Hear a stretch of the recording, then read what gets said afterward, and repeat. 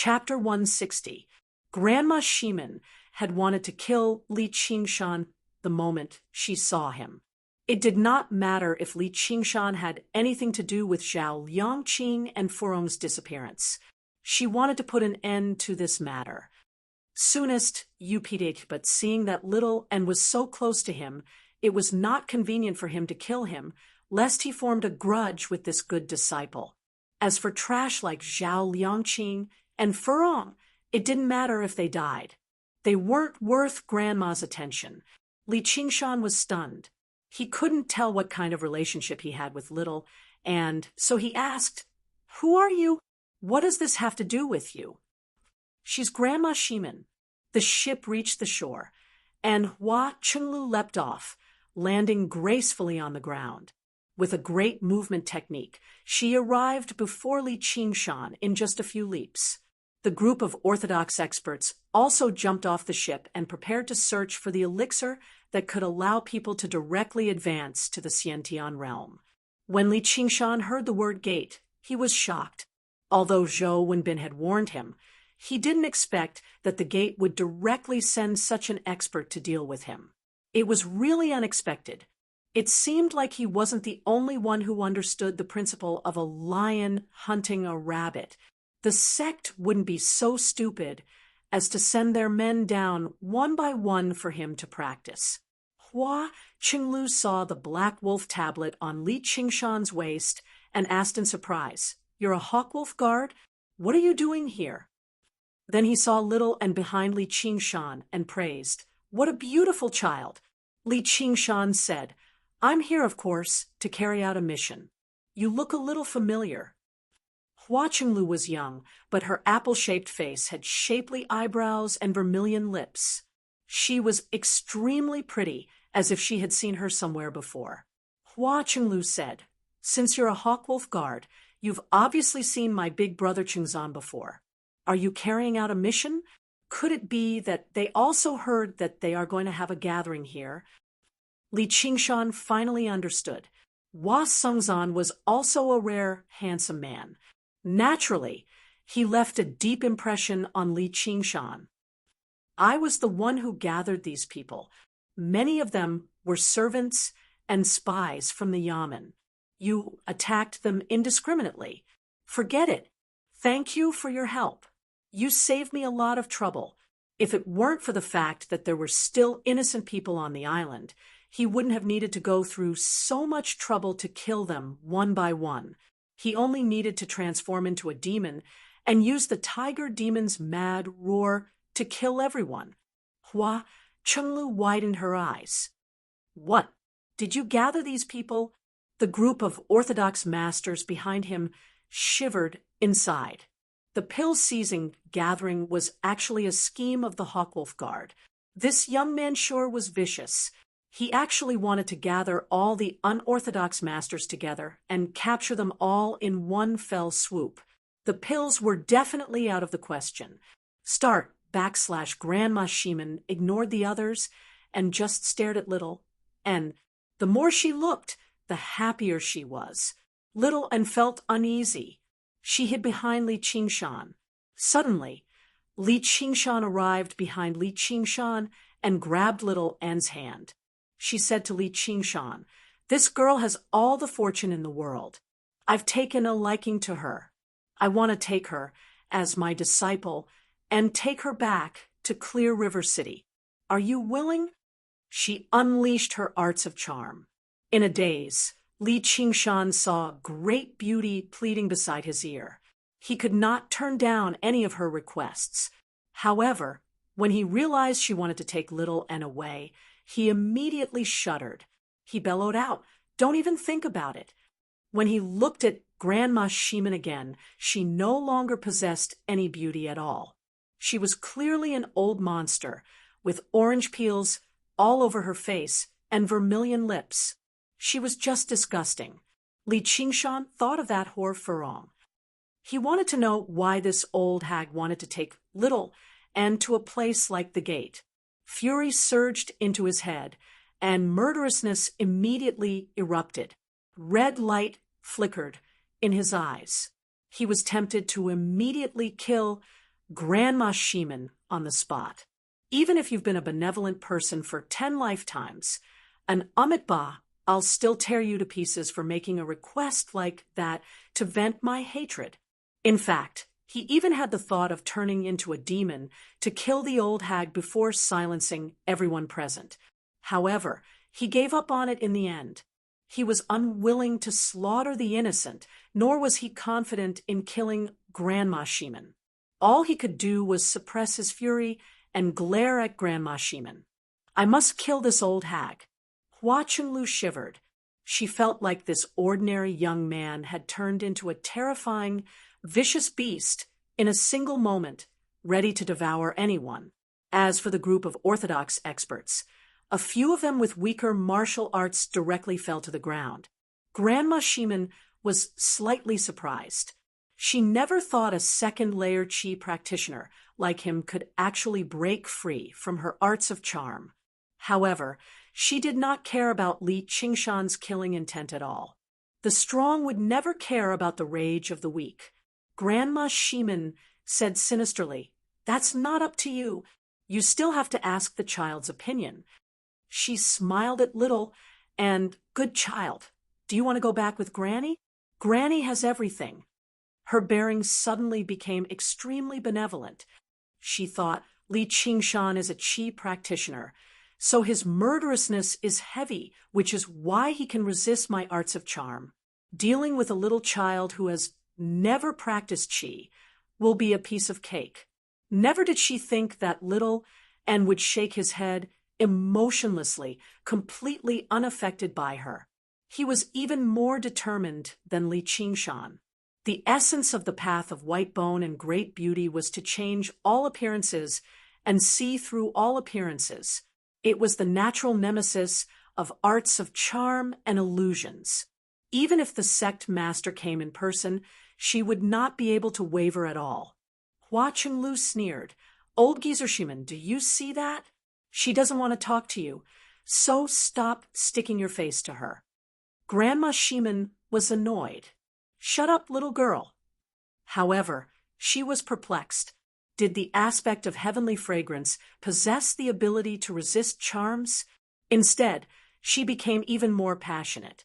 She had to bring this girl back, no matter what. Hua Chunlu was furious after being scolded by Grandma Sheeman in front of everyone. She came from a renowned Hua family, and she was even a direct descendant. Her father was the leader of the family. She had been doted on ever since she was young. She was the little princess of the Hua family. Even her parents had never scolded her like this. Grandma Sheeman no longer paid any attention to her. She changed the topic and said to Li Qingshan, "Li Qingshan, I've come from afar this time to ask you where Zhao Liangqing and Furong are." Li Qingshan said indifferently, "The two great disciples of your esteemed sect committed crimes and gave themselves away, fleeing in fear of punishment. How would I know where they are? If you know, you can tell me. I'll definitely bring them to justice." Grandma Sheeman said sternly, "Don't you try to quibble. How dare you say you have nothing to do with this? In my opinion, you were the one who did it. Don't think the sect will let this go so easily." Li Qingshan said, "Zhao Liangqing is a fifth-layer chi practitioner, while I'm a mere second-layer chi practitioner. How can I be his opponent? Old woman, don't even think about pinning the blame on me. However, if I see them again, I'll definitely kill them. That'll be a great service to the Hawkwolf Guard, worth several hundred points of merit." Grandma Sheeman and Li Qingshan's conversation was hurried and quick, so Hua Chunlu was unable to butt in. However, she saw how Li Qingshan was neither servile nor overbearing when faced with Grandma Sheeman, who was much more powerful than him. He even stood up to her, angering the old woman until she paled. Only then did she let out a small sigh of relief. She purposefully praised loudly, "This kid sure has some backbone despite his young age." "Old woman, that's unreasonable. The kid is only a second layer Qi practitioner. If he sees a 5th layer Qi practitioner, he'll be running for his life. How can you say he was the one who did it? All right, I almost forgot. The disciples of the sect all rely on their appearances to make a living. They're all so weak, so there's nothing special about them being killed. Li Qingshan glanced at her. Despite her young age, she spoke like an elder, constantly referring to him as a kid. However, seeing how she stood on his side, he did not mind these small details. Grandma Shimen was first scolded by Li Qingshan and then mocked by Hua Qinglu. She flew into a rage. "You're looking to die." Her aura was like a raging tide, kicking up wind and rain as it crushed towards Li Qingshan. The orthodox masters nearby only suffered some residual force. They felt like they were heavily injured and their chests tightened. Only after taking several dozen steps back did they feel a little better. They stared at Grandma Shimen in great shock.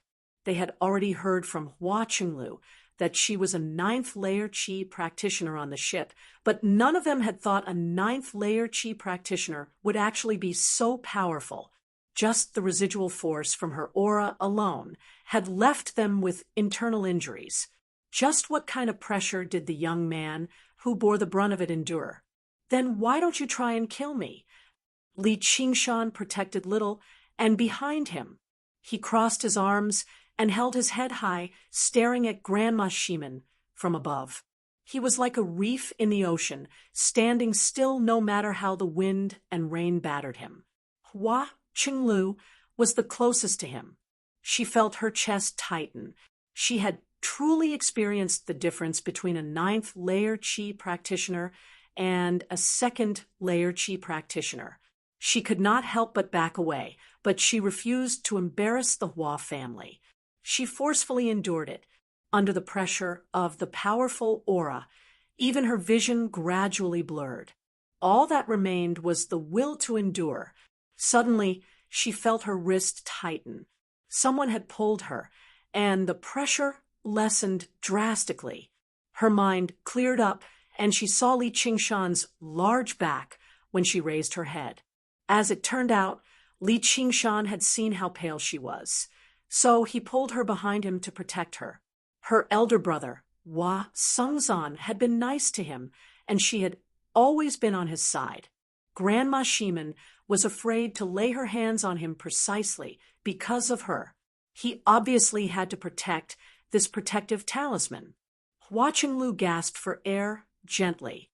She had just recovered from her fright. She thought, so when brother and father fight with me, normally they're just playing with me. This old woman is actually so powerful. This kid is also a 2nd layer Qi practitioner. So how is he so powerful? He's actually not afraid of this old woman's aura at all. Li Qingshan's strength was not just at the 2nd layer. Instead, he was equivalent to a 6th or 7th layer Qi practitioner demon. And he was not born in a honeypot like Hua Qinglu. Instead, he had emerged from mountains of corpses and seas of blood, slaughtering 1,000 lives. His murderousness and malice were extremely heavy. Regular ghosts would not even dare to approach within 10 steps of him, so he obviously did not fear Grandma Shimen's aura. Hua Qinglu looked at Little, and again. He was completely fine, which made her even more gloomy. She called out from behind Li Qingshan, "Old woman, do you really want to become enemies with the Hawkwolf Guard and the Hua family?" Seeing how threats were useless, Grandma Shimen could only erase her aura. All she could do was grind her teeth in hatred. If it were not for Hua Qinglu's presence, she would have killed Li Qingshan even if she had to silence these orthodox masters. Even a 9th layer Qi practitioner like her was not bold enough to kill a Hawkwolf Guard so brazenly. Chapter 161. Forcing the West Gate back. Monthly vote. Grandma Shimen waved her hand. "Miss Hua, I'll show some respect to your Hua family, but you better not be stubborn. This is an important matter for our sect, so it's best if you don't interfere." take these people, and leave. Hua Qinglu would never fall for that. She said, since he's a Hawkwolf guard, he's under my elder brother's command. I definitely won't turn a blind eye to this. If you have the ability, then kill me too. Only then will no one accuse you. Otherwise, you'll be the murderer of abducting children and killing Hawkwolf guards. Grandma Shimon's face became even colder. She had already thought of this many times. If he were a regular descendant of the Hua family, she would have killed him a long time ago. It would be fine as long as she did not leave behind any evidence. However, Hua Qinglu was the little princess of the Hua family. Even without direct evidence, as long as they found out she had come to Lakeside City, the Hua family would never stop until she was dead. Even the sect could not protect her. All Grandma Shimon could do was change her attitude. She said to Li Qingshan earnestly, children really don't know anything.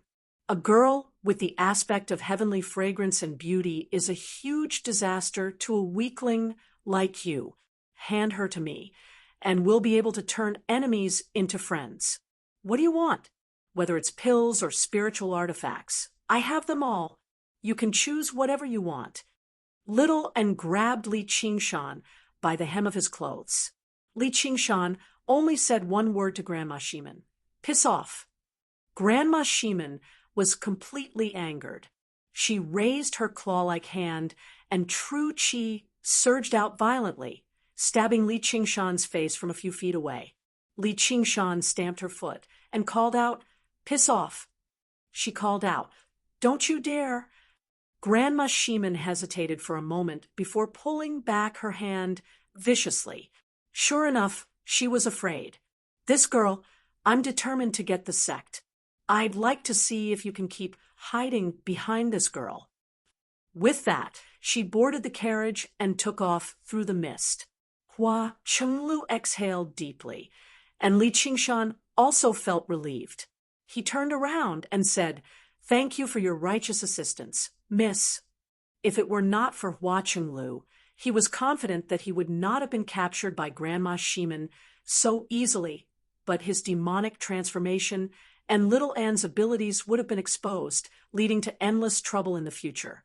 As for killing Grandma Shimon, that was basically impossible for him right now. Hua Qinglu nodded rather generously. Sure. Afterwards, she waved her hand. Let's talk on the ship. Li Qingshan nodded and boarded the wave cutter with Little Anne. The group of Orthodox masters still rummaged through the ruins of the island, unwilling to give up. Of course, they found nothing. Someone asked curiously, why isn't there a corpse? Could it be that they were all destroyed by cannons? There's no reason to shatter it like that. Li Qingshan became vigilant, devouring flesh and blood on a large scale for cultivation would definitely raise suspicion. If he caught the attention of someone with ulterior motives, he would be exposed sooner or later. He needed to be even more careful. Fortunately, Little Anne had already recovered her body, so there was no need for her to search for flesh and blood in a hurry. The path of white bone and great beauty could also be put off for a while. He rubbed Little Anne's head and thought about how she had been a child. Ever since she had followed him, she had spent all her time killing and arson. Now that she had recovered her body after so much difficulty, it was time for her to enjoy the happiness of an ordinary child. It was his responsibility to seek greater power to protect her. Little Anne raised her head and looked at Li Qingshan. Li Qingshan smiled, and the corner of Little Anne's lips twitched as well. She smiled rather unnaturally in response. Li Qingshan pinched her cheek and smiled. You still need more practice. It's better to smile more as a person. Little Anne lowered her head in embarrassment. Her cheeks reddened. Although Li Qingshan did not know what the aspect of heavenly fragrance and great beauty was, he still found it extremely cute. When he thought back to when Little Anne was a soul, her face was completely pale. She did not seem to possess such enchanting charm. Little did he know that the body reconstructed by the path of white bone and great beauty could be described as the most perfect body in the world. Even the white bone bodhisattva might not have been able to describe the aspect of heavenly fragrance and great beauty. She only pursued the pinnacle of beauty in the world, and the true profoundness behind it could not be described as the aspect of heavenly fragrance and great beauty. Hua Chenglu called out to the shore, "If you still don't get on the ship, I'm leaving." The Orthodox masters gave up on their search in a hurry and returned to the ship. Under the pitch-black sky, rain pattered down. Experts stood on both sides. "Please." Hua Chenglu waved her hand and invited Li Qingshan into the cabin. They passed through the brightly lit corridor and arrived in an extremely luxurious hall. There was not a single lantern in the hall, but the cabin was brightly lit. The walls were embedded with semi-transparent crystals that shone with gentle, white light. The air was pleasant. It was neither dry nor humid, neither cold nor hot. It demonstrated the luxury of Qi practitioner clans everywhere. Hua Chenglu and Li Qingshan sat in the seat of honor, while the Orthodox masters sat on the two sides. They chatted and laughed happily. They were in an extremely good mood. Although they had not found the pill, knowing that their enemies had been annihilated was still an extremely delightful matter. "Great hero," Yu even roared out, "bring some alcohol. We've killed these bastards. We need to celebrate properly." The crowd responded loudly. There were also those who were jealous. They thought, "This bastard's fierce-looking face makes him seem even more of a bandit than a bandit. I wonder how he managed to produce such a beautiful daughter. He's connected to the Hua family. His wife must have cheated on him outside." Hua Chenglu shot a glance at him before ordering people to prepare refreshments for the guests in an extremely practiced manner. "Great hero," Yu stopped talking in a hurry and smiled obsequiously. Drinking tea is the same." If an adult had done all of this, perhaps Li Qingshan would have found it natural, but she was only 13 or 14. Her face was still childish, like a child acting like an adult. It was rather amusing, and there was no need for her to give any orders at all. She just waved a small flag, and a few mechanical puppets would clatter up from the bottom of the cabin, delivering refreshments. It made her actions seem more and more like a child's game. This was the first time Li Qingshan had seen puppets like this, which piqued his curiosity. He sighed in amazement at the wonders of this world once again. The puppets seemed to be made from wood. Their heads were carved with faces, and the joints of their hands and feet were distinct. They were extremely nimble too, without the slightest stiffness. It was possible to imagine that they could move as swiftly as the wind when needed. Little and was completely glued to them. Only when the puppets had left did he look away reluctantly. Li Qingshan thought of something. He remembered it. Hua Chenglu took a sip of tea and said sternly, "How did you offend this old hag?" As a result, Li Qingshan told her about what had happened in the tower on the city walls of Jiaping, but he hid the fact that Shui Jibwa had framed him. Hua Sengzan was definitely much more familiar with Shui Jibwa than he was. People who crossed their ranks to lodge complaints were never welcomed, let alone through this little girl. When Hua Chenglu heard about how the tower forced women into prostitution, her tiny face reddened in anger. All she heard was how Li Qingshan killed the procuress and raided the tower. She praised, "Well done. The Hawkwolf Guard just happens to be in need of a good man who doesn't fear violence like you. Saving you really was the right decision." Li Qingshan grinned and held back his smile. He also said sternly, "This is what I should do." Hua Chenglu asked curiously, "What other missions have you carried out?" "I've only joined the Hawkwolf Guard recently, so I haven't carried out many missions." Li Qingshan then told her about his mission in ancient Wind City, as well as his plan to come to the island of cherishing flowers this time. Hua Qinglu listened with rapt attention, interrupting from time to time. This little girl lived a life of luxury, so who knew where her murderousness came from? She became extremely excited as soon as she heard the two words, exterminating an entire family. She insisted that Li Qingshan explain in detail. In the end, she said rather regretfully, "It's just a pity that my elder brother won't let me join the Hawkwolf Guard so soon. Otherwise, I'd be able to carry out missions with you, Qingshan." Li Qingshan thought, with the Hua family's strength, they can just eat pills as they please. Why would they need to carry out missions so painstakingly?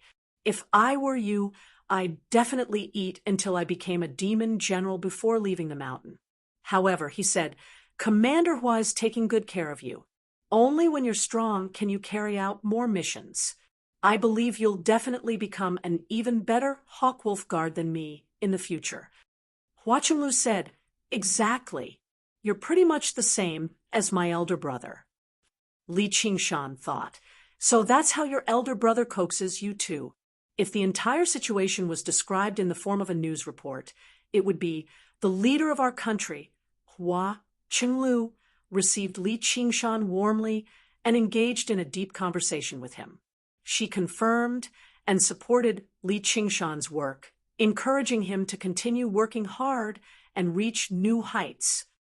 The orthodox cultivators watched on as bystanders. Their feelings were rather mixed, as apart from Little and the youngest people present were Li Qingshan and Hua Qinglu. Most of them were first-rate masters, only a step away from the first layer of Qi practitioner. However, it was this latent barrier to the innate realm that separated the nobility from the lowly. However, they just could not accept it. No matter how many times they heard about what Li Qingshan had done, they still felt shocked. Then they thought about the unorthodox masters who boasted that they were on the blacklist and cursed them a few more times. Afterwards, they made up their minds to never make it onto the blacklist for the rest of their lives.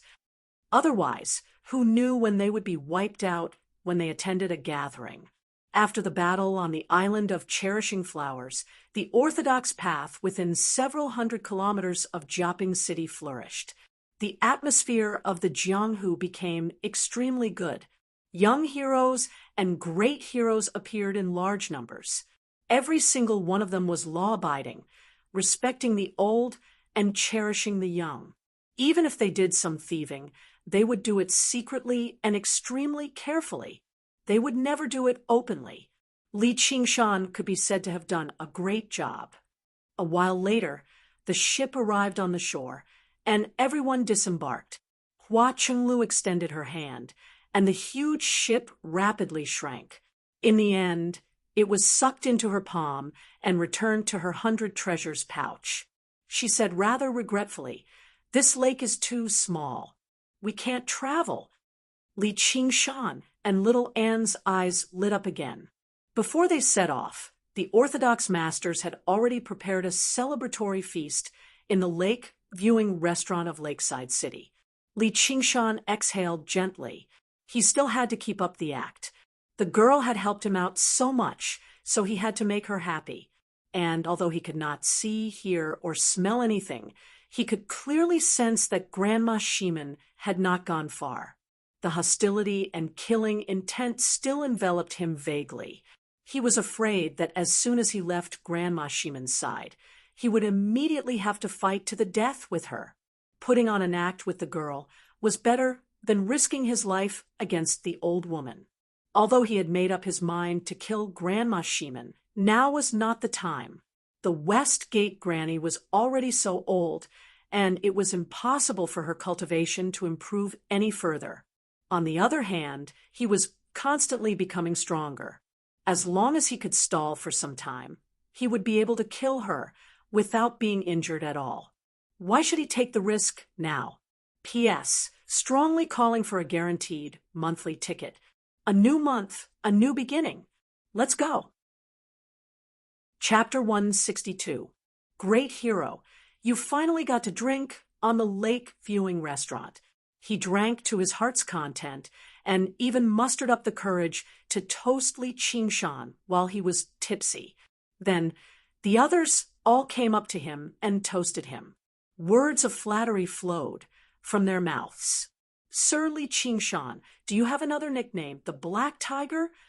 There were even people who recognized Li Qingshan and remembered Li Qingshan's extremely distant nickname.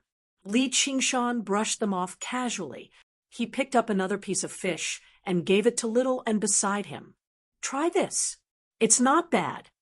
It had been so many years since he had regained the taste he had lost after so much difficulty, so he obviously had to make it up to him. Little and lowered his head and ate it obediently. Although he was expressionless, the redness on his face never faded, as if he had just drunk fine wine. The old monk went up and studied Little, and Sir Li, the young benefactor beside you, seems to be very Buddhist. He could be considered as a monk with some cultivation. He could vaguely sense the influence the path of white bone and great beauty had on Little, and Li Qingshan laughed aloud. My Little, and will become a bodhisattva in the future. The old monk was surprised. He brought his palms together and said, I've sinned. Sir, you can't speak carelessly. Li Qingshan smiled. How can a sparrow know the ambitions of a great swan? Isn't that right, Little Anne? Hua Qinglu was also surrounded by everyone. When she heard that, she glanced at Li Qingshan and shook her head. She had no idea whether this kid was audacious or simple-minded. Did he not know that he had already caught the attention of a 9th layer Qi practitioner? If it were not for her, he would have been skinned alive a long time ago instead of talking about sparrow or great swan. At this moment, a handsome young man arrived before her gracefully. He suppressed his voice and said something deeply. Hua Qinglu's smile gradually turned into a smile as she answered with a question. Do you think you're worthy? His voice was not loud, but everyone present at the scene had sharp ears and eyes. They cast their gazes over one after another. Everyone knew what the youth was trying to do, especially the other few young heroes. Their faces revealed a mocking expression. If you want to cling to the Hua family's high branch, you should look at yourself in the mirror. They then rejoiced in their hearts that they did not take the risk. Li Qingshan said in his heart, You are too much of a beast. You don't even let a 13 or 14-year-old girl go. In my previous life, you would have been shot. However, this lass was really realistic. She was not the type of young lady who was moved by true love and eloped with a scholar. The young man's face flushed red as he covered his face in shame and left. Yu Zijian said, Just turn him down. Why must you treat him so harshly? Hua Qinglu said, He was up to no good in the first place, so why should I be polite with him? Moreover, he doesn't even dare to say, I'm worthy. He belittles himself, which is especially annoying. Towards the end, she seemed to think of something, and her face became slightly resentful. This small interlude did not affect the atmosphere of the entire celebratory banquet. After the banquet, the masters all bid farewell to each other, saying that they were going back to eliminate the remnants of the underworld. Actually, they were in a hurry to take advantage of the situation and divide up the territory and wealth left behind by the masters of the underworld. A few young chivalrous men looked at Hua Qinglu with reluctance to part with her. During the noisiest moment, Li Qingshan approached Hua Qinglu and whispered into her ear. Hua Qinglu had been toasted a few times as well, so her face reddened slightly. When she saw him approach her, she was rather displeased, but after hearing what he said, she was surprised. She glanced at Little and before nodding with a smile. The young heroes were very envious. This kid sure knew how to take advantage of the situation. If he could become the son-in-law of the Hua family, Wouldn't he be able to rise through the ranks in a single bound? Over the past few days, they had made many attempts, but they were all rejected by Hua Qinglu proudly. For once, she even smiled. When Li Qingshan wanted to give something to Hua Qinglu waved her hand and turned him down. Li Qingshan did not insist either. He only glanced at her deeply, which made Hua Qinglu feel embarrassed. She avoided his gaze and placed something into his 100 treasures pouch. In the end, she glanced at him in concern and tried to say something again. When she saw Li Qingshan shake his head with a smile, she finally said nothing more. The Hua family would never stand up for something as small as this, and Zhuo Zhibua of the Hawkwolf Guard seemed to dislike this kid very much too. The school could completely afford this price. When the banquet ended, everyone left the restaurant and mounted their own carriages. Hua Qinglu walked out of the restaurant. Yu Zijian asked curiously, "What were you talking about earlier?" She thought the same as the young heroes. Did she already know about the matters between men and women at such a young age? Hua Qinglu said in thought, "Nothing." Yu Zijian said, "What do you mean, nothing? You were very, very nice just then. He's not bad, but he's too vicious. He doesn't suit you." Hua Qinglu finally understood what she was trying to say. She smacked her head viciously. "You're so young, so what are you thinking about? He doesn't suit me, but does he suit you? You're the one who's in love, so don't blame it on me. He wanted to buy a gift for the child before bidding farewell to me. I was afraid that the old woman would catch him, so I tried to persuade him to come with me, but he refused." Yu Zijian rubbed her head and gazed at the restaurant in concern. "He'll be fine, right?" Under the heavy night rain, Grandma Shimon's carriage stopped in a dark alleyway. She locked onto Li Qingshan's presence in the restaurant firmly.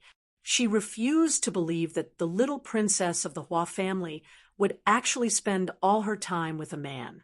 As long as there was the slightest chance, she would take action. However, taking away a child and taking him on as a disciple was not exactly a great crime. Seeing everyone disperse, Grandma Shimon suddenly discovered that she had completely lost track of Li Qingshan's presence. It was like he had vanished in a single moment. She could not help but rush out of the carriage. Like a red ghost, she tore through the rain without touching the ground. She flew around the restaurant a few times, but she could not sense any of Li Qingshan's presence at all. She landed on the eaves and called out, "That's impossible." Chapter 163. Stopping the child's cries, at night Li Qingshan smiled to one side. He was satisfied and at peace inside. Although he had no idea how to describe their relationship, the conclusion he reached was extremely clear. She was his family, a family that brought him warmth. As a lonely transmigrator, his parents had passed away when he was young, and he was oppressed by his only blood relative. After settling his grievances, he seemed to have no more ties. However, her arrival changed everything. To him, she was originally just a pitiful life that needed to be taken care of, yet he would often receive her care and help. She was the one who found the spiritual ginseng, allowing him to pave his path of cultivation. Back then, he even thought about returning the favor several times over in the future, but now he had forgotten about that thought a long time ago. Right now, even if she took out 100 spiritual ginseng, he would eat them all without holding back, as there was no need to calculate things like that between family. Sometimes he wondered whether Oxen had already predicted this. If it were not for her, he would probably be 10 times more vicious right now. With the abilities of the spirit turtle's method of sea suppression, it was not impossible for him to go around killing chi practitioners and steal pills. He could even satisfy his various desires without restraint, becoming a demon through and through. He had no confidence in his own morals at all. No one was born to be a hero or an absolute good person. He believed that the environment would change people. absolute strength and loneliness would definitely lead to absolute freedom and indulgence. However, right now, he needed to take care of her safety, so he could not take too many risks. He needed to set an example for her, so he could not do whatever he wanted. It was because of her existence that he could still live as a human. He did not just fight for her. As the leader of the family, he needed to shoulder his responsibilities and seriously consider the present and the future. He did not have many regular qi gathering pills left, and in order to break through to the fifth layer of the innate method of practicing qi, he had used up a bottle of 100 grasses pills. He needed to find new pills as soon as possible so that he could maintain his cultivation speed and deal with the great threat that was the door. The simplest and most direct method was obviously to obtain them from the Hawkwolf Guard. There were 27 missions this time. Although a few people were absent, only 21 of them had been completed, and the contribution from each mission was very small. It still amounted to over 300 points of contribution in total. 5 merit points could be exchanged for a single qi gathering pill. Added to his original 250 merit points, he could exchange for over 100 qi gathering pills. However, Zhuozhibwa was stuck here, which made Li Qingshan very uncomfortable. No matter how many missions he completed, he couldn't get what he deserved. Originally, he had been wholeheartedly focused on helping Little and recover his physical body, and had not been in the mood to deal with Zhuozhibwa's provocation. Now that he had accomplished this goal, it was time to crush this obstacle in his way. Thinking of this, his heart was filled with murderous intent. Zhuozhibwa, you should just obediently die for me. I can't take care of a 9th layer or a refining cultivator, but do you think I can't take care of you? Little and immediately noticed the change in Li Qingshan and turned around. Li Qingshan laughed and said, "Let's take a stroll outside first to avoid being blocked by that old hag. After a while, we'll go back and kill Zhuozhibwa." Little and nodded happily. The next day, the rain showed no signs of stopping. Li Qingshan set off with Little, and because there was nowhere in particular they wanted to go, they would stop and rest whenever they came across a place with good food or fun. They would stop and go just like they were on a holiday. One day, when he was resting in a tea house on the side of the road, he suddenly heard someone at a neighboring table mention his name. He could not help but perk up his ears. That tiger butcher, Li Qingshan, is the reincarnation of a star of slaughter. He began killing as soon as he was born, and he began killing people at the age of 9. Ever since he joined the Hawkwolf Guard, he's gone out of control. First, he destroyed the entire Qian family, slaughtering over 1,000 members of the Qian family, regardless of gender or age. He even laughed as he killed them. There were so many corpses that he couldn't even fill up the pit. As it turned out, a few people of the Jianghu were taking shelter from the rain here. A sallow, skinny man was currently drinking some bad alcohol as he spoke in great delight. Li Qingshan's expression was strange.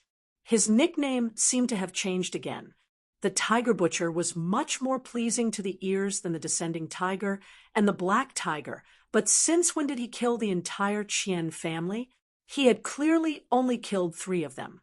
The rest were all the handiwork of Qian Rongji, and he even laughed as he killed them. Why did he make himself sound like a man-killer fiend? However, becoming the main character of the rumors of the Jianghu was quite an interesting experience, so he perked up his ears and listened on. If you cowards saw so many corpses, you'd piss your pants in fright. However, that Li Qingshan is no ordinary person. He killed over 1,000 people, but he still felt like it was not enough, so he set up a great scheme on the island of Cherishing Flowers. The island lord of Cherishing Flowers, Shun Shihua, the soaring rat, Zhao Ruyong, the iron palms of the mountain splitters, Tian Zhonghao. You've all heard of these people before, right? After receiving confirmation from everyone The sallow, skinny man continued. He tricked them all onto the island of cherishing flowers and cooked them all in one pot, and he laughed as he killed them. However, someone objected at this moment. I heard that the island of cherishing flowers was flattened by cannons. What do you know? They were all killed first, then flattened. The master of my uncle's friend was on that ship at the time. The sallow, skinny man was proud. He continued, "Did you know?" The pit outside ancient Wind City was dug open later on, but there was not a single corpse in there. It's the same on the island of cherishing flowers. Do you know why? Why? The sallow, skinny man suddenly lowered his voice, whetting everyone's appetite before spitting out 2 words: cannibalism. It led to a series of gasps. Cannibalism. The corner of Li Qingshan's eye twitched, while little Anne's lips curled up. Her eyes were filled with mirth. Li Qingshan pinched her cheeks. Even if they're cannibalism, you're the one who ate them. Although there were many ridiculous parts to this rumor, there were certain parts that were shockingly close to the truth. Little Anne stuck out her tongue. Someone at the next table questioned. There were over 1,000 people there. How could they have eaten all of them? The sallow, skinny man stuttered as well. He was unable to answer. Li Qingshan shrugged. Sure enough, rumors stopped with the wise. Afterwards, very soon, Li Qingshan understood what wishful thinking meant in a restaurant. I heard that the tiger butcher is 6 meters tall, and his waist is also 6 meters wide. He has a green face and sharp fangs. He has a head of bronze and a forehead of steel. He walks like the wind and roars like thunder, and he loves to eat raw human flesh the most. He'll only be full after eating 4 or 5 people in a single meal. You're talking about a demon, right? In a corner of the restaurant, Li Qingshan rubbed his forehead. He felt like if he allowed them to continue spreading the rumor, his true identity would be exposed. Little Anne could already smile very naturally. In the dead of night, a child cried endlessly in a certain residence. He made a fuss about eating candy, or he would not sleep. The mother said, "If you eat candy at night, your teeth will go bad." The child refused to comply. The mother finally lost her temper. If you keep crying, I'll get the tiger butcher to eat you." The child immediately stopped crying and fell silent. Only after quite a while did he say softly, "Mother, I don't want to eat candy anymore. I don't want the tiger butcher to eat me." The mother smiled in satisfaction. On the street outside the residence, Li Qingshan finally understood what it meant to be demonized. His name now seemed to have the effect of stopping children from crying at night. He had taken a deep root in the hearts of the common people, helping countless families to discipline their children better. There were many powerful people in the Hawkwolf Guard, but they mainly targeted Qi practitioners. They were relatively distant from the lives of ordinary people, and they would only kill a few people in a single mission at most. However, Li Qingshan had only taken action twice, yet he had led to the deaths of over 1,000 people. Moreover, there were countless eyewitnesses which could be described as extremely effective propaganda. As a result, his reputation soared and became unstoppable. In Qingyang City, Iron Fist, the first disciple, Wang Lei, asked, "Is this all true?" Lu Hong said, "Aside from the cannibalism, the other rumors probably aren't baseless. I could tell a long time ago that the kid was up to no good. He wanted to throw the Jianghu into chaos, but I never thought he would be so vicious, directly wiping out half of the Jianghu. Don't be jealous of your junior brother. The Jianghu isn't that easy to survive in. Wiseby Master, I almost attacked him," Wang Lei said with lingering fear. He had never thought the wild kid from the village would become such a terrifying figure. From now on, he no longer envied Li Long for venturing out. The Jianghu was just too dangerous. He was better off remaining in Qingyang City obediently and waiting to take over his master's position. That's nothing. I even punched him 100 times. Lu Hong was complacent. The matter that originally made him feel rather ashamed had become a great honor. From now onwards, he would mention it to anyone he saw. Many masters passed by Qingyang City and heard that he had punched the tiger butcher Li Qingshan 100 times, yet he was still standing there in one piece without dying. They all admired him very much. Even those whose martial arts were higher than his would have to show some respect to him. Afterwards, before he died, he specially ordered his disciple to carve a line of words on his epitaph: "Once punched the tiger butcher 100 times," for future generations to revere. Before long, a huge statue was erected at the entrance of Crouching Ox Village. It depicted a young man, burly and sturdy. His head rested on a blade, and his eyes were vicious. He possessed a divine form, just like Li Qingshan. Half-village caretaker Lu had spent a great sum of money to invite the most renowned sculptor in the surrounding villages to carve it. On the day the statue was erected, gongs and drums filled the air and firecrackers crackled. Village head Li organized the entire village to pay their respects. Many years later, Qingyang was plagued with bandits and bandits again. All the villages were plundered, except for Crouching Ox Village, which the bandits dared not approach because of the statue. The villagers were filled with gratitude, erecting a monument and a temple. Every year before winter, they would pay their respects, which became a great festival known as paying respects to the tiger butcher. That was all in the future. In Jiaping City, Shuajibua frowned heavily in the office of the Hawkwolf Guard. Recently, Li Qingshan had caused him far too much trouble. Originally, he wanted to kill Li Qingshan with a borrowed knife and kill him. When Grandma Shimen came to investigate the matter of Jiaping, he was certain that it had something to do with Li Qingshan. He even provided her with a portrait and information about the mission, but he never thought he would still fail. He never thought the kid would be so lucky getting to know the daughter of the Hua family. Even Grandma Shimen was helpless against the kid. Instead, the kid made such a great name for himself. However, he was not particularly worried. Right now, the person sitting before him was Grandma Shimen.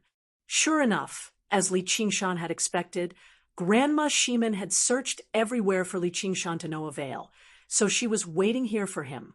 She was determined to obtain the heavenly fragrance and aspect of beauty. P.S. You've all worked hard. Last month, I've been hovering around the 40s. My original target for this month was to make it into the 30s, but you've given me 23. Thanks, Dream Talker. I'll work even harder at writing. The foreshadowing is about to come to an end. The things I truly want to write will gradually unfold. I want to bring you not only hot-bloodedness and exhilaration, but also warmth, smiles, and emotions. Speaking of which, I paced around the living room several hundred times today, thinking about a plot that I'd write very soon. Afterwards, I couldn't contain my joy. I want to tell you guys, just wait for a good show. Chapter 164. Undercurrents surged. There's no need to hurry, Granny. Just wait here. I refuse to believe that kid won't return to Jiaping for the rest of his life. If he doesn't return, he'll be a fugitive who betrayed the Hawkwolf Guard. We've worked together for so many years, so I have to give your sect an explanation regarding the building. And I've already asked for the building that Zhou Wenbin destroyed. As long as your sect sends someone over, you should be able to reopen very soon. Zhuo Jibua said rather enthusiastically, both for the sake of dealing with Li Qingshan and for the various benefits of the sect. Grandma Shimen said indifferently, "Thank you for your kind intentions, Commander. The sect will send someone over very soon, so please take good care of me, Commander. However, I'll be leaving Jiaping City very soon." In the world of cultivators, strength was still everything. Although Zhuozhibua was useful, he was extremely arrogant.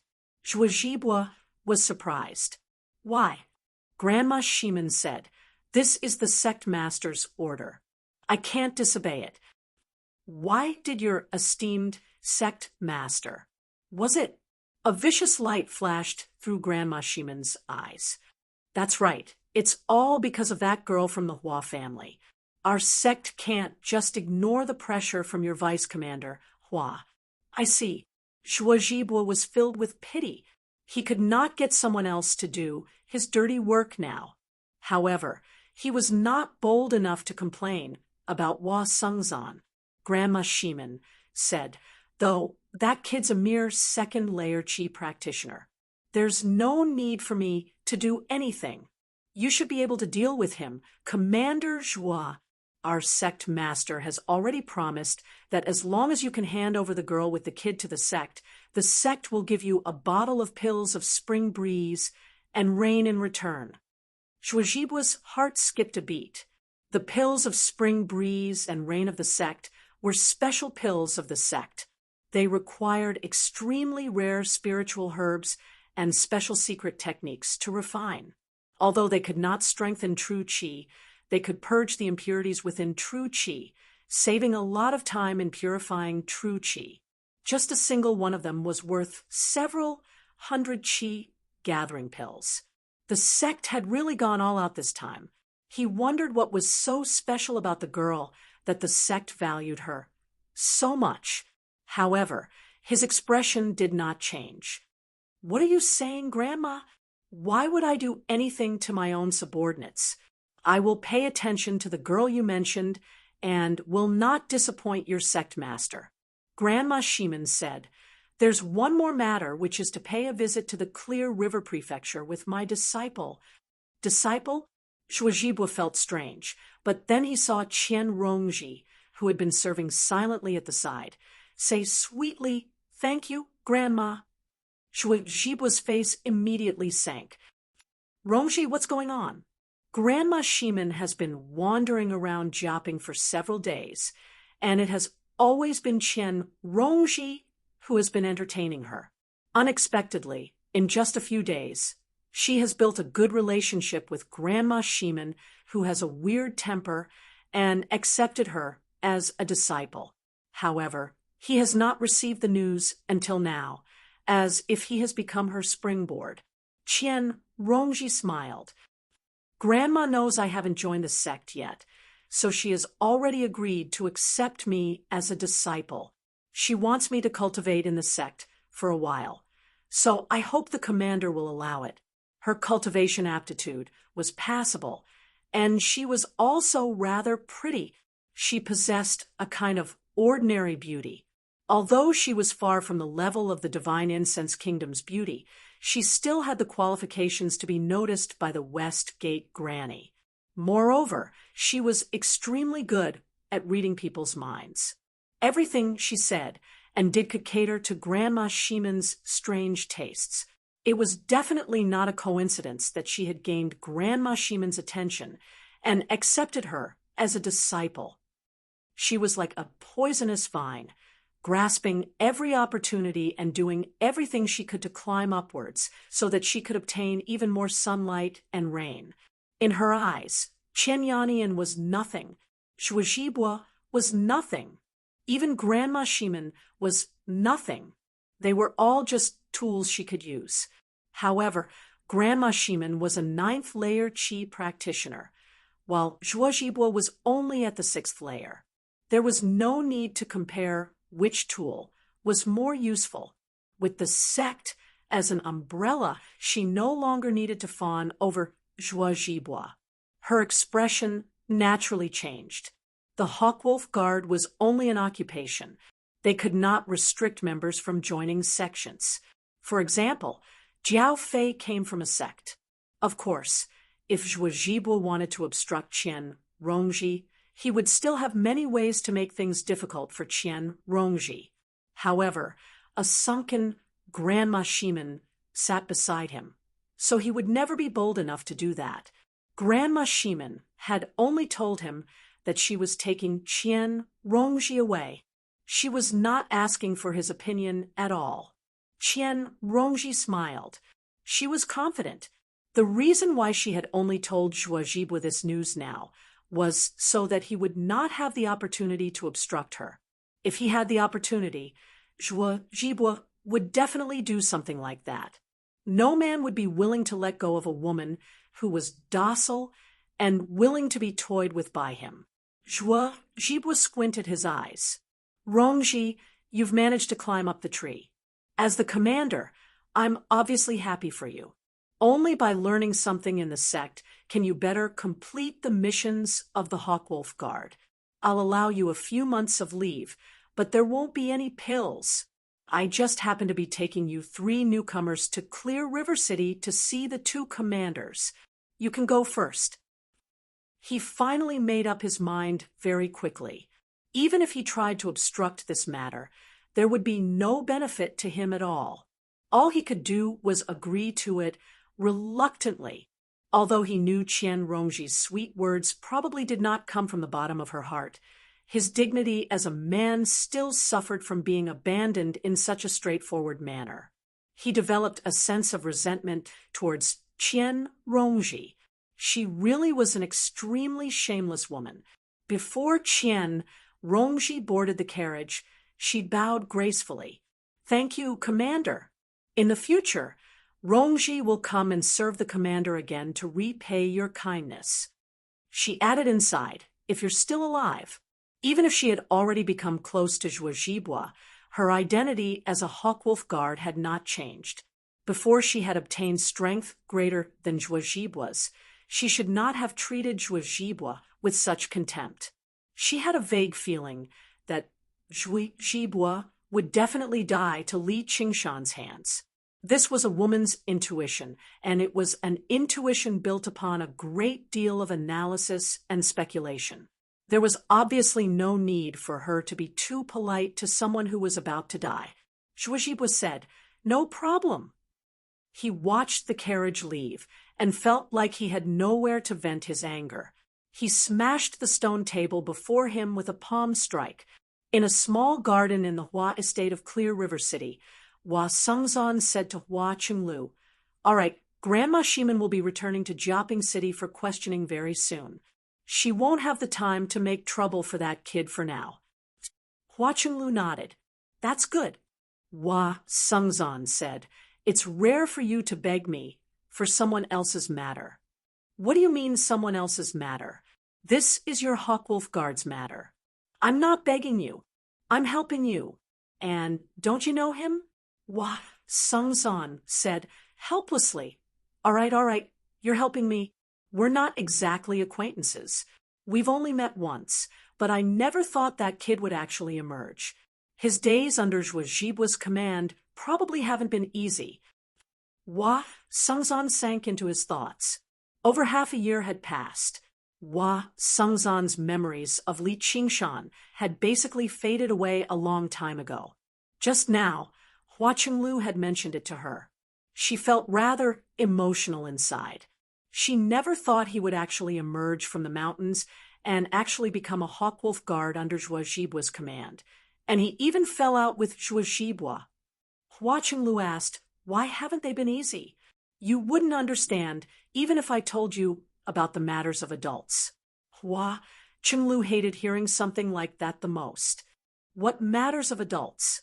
Li Qingshan isn't that much older than me, and he's only a second-layer qi practitioner. His cultivation is even weaker than mine. Her cultivation had already reached the peak of the second layer. She was only a step away from the third layer. "Why don't you go kill a 5th-layer qi practitioner for me to see?" Why would I want to kill a 5th-layer qi practitioner? A month ago, not only was that kid a qi practitioner, but he was also a body practitioner. In his first mission for newcomers, he destroyed a qi practitioner clan and killed a 5th-layer qi practitioner. The leader of the school is also a 5th-layer qi practitioner, so it's very likely that he was the culprit. Back then, he was only a first-layer Qi practitioner. This was no longer just the power of cultivators, but also the might of authority. The Hawkwolf Guard had eyes and ears all over the world, but normally Hua Sengzan was in no mood to pay attention to this. He had several dozen black iron Hawkwolf Guard branches under his command, so why would he pay attention to a measly city like Jiaping? Only when Hua Chunlu mentioned it did he send people to investigate.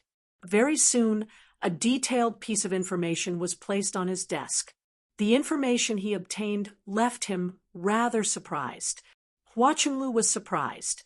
No wonder Grandma Shimen would go make trouble for him. That guy was actually so powerful.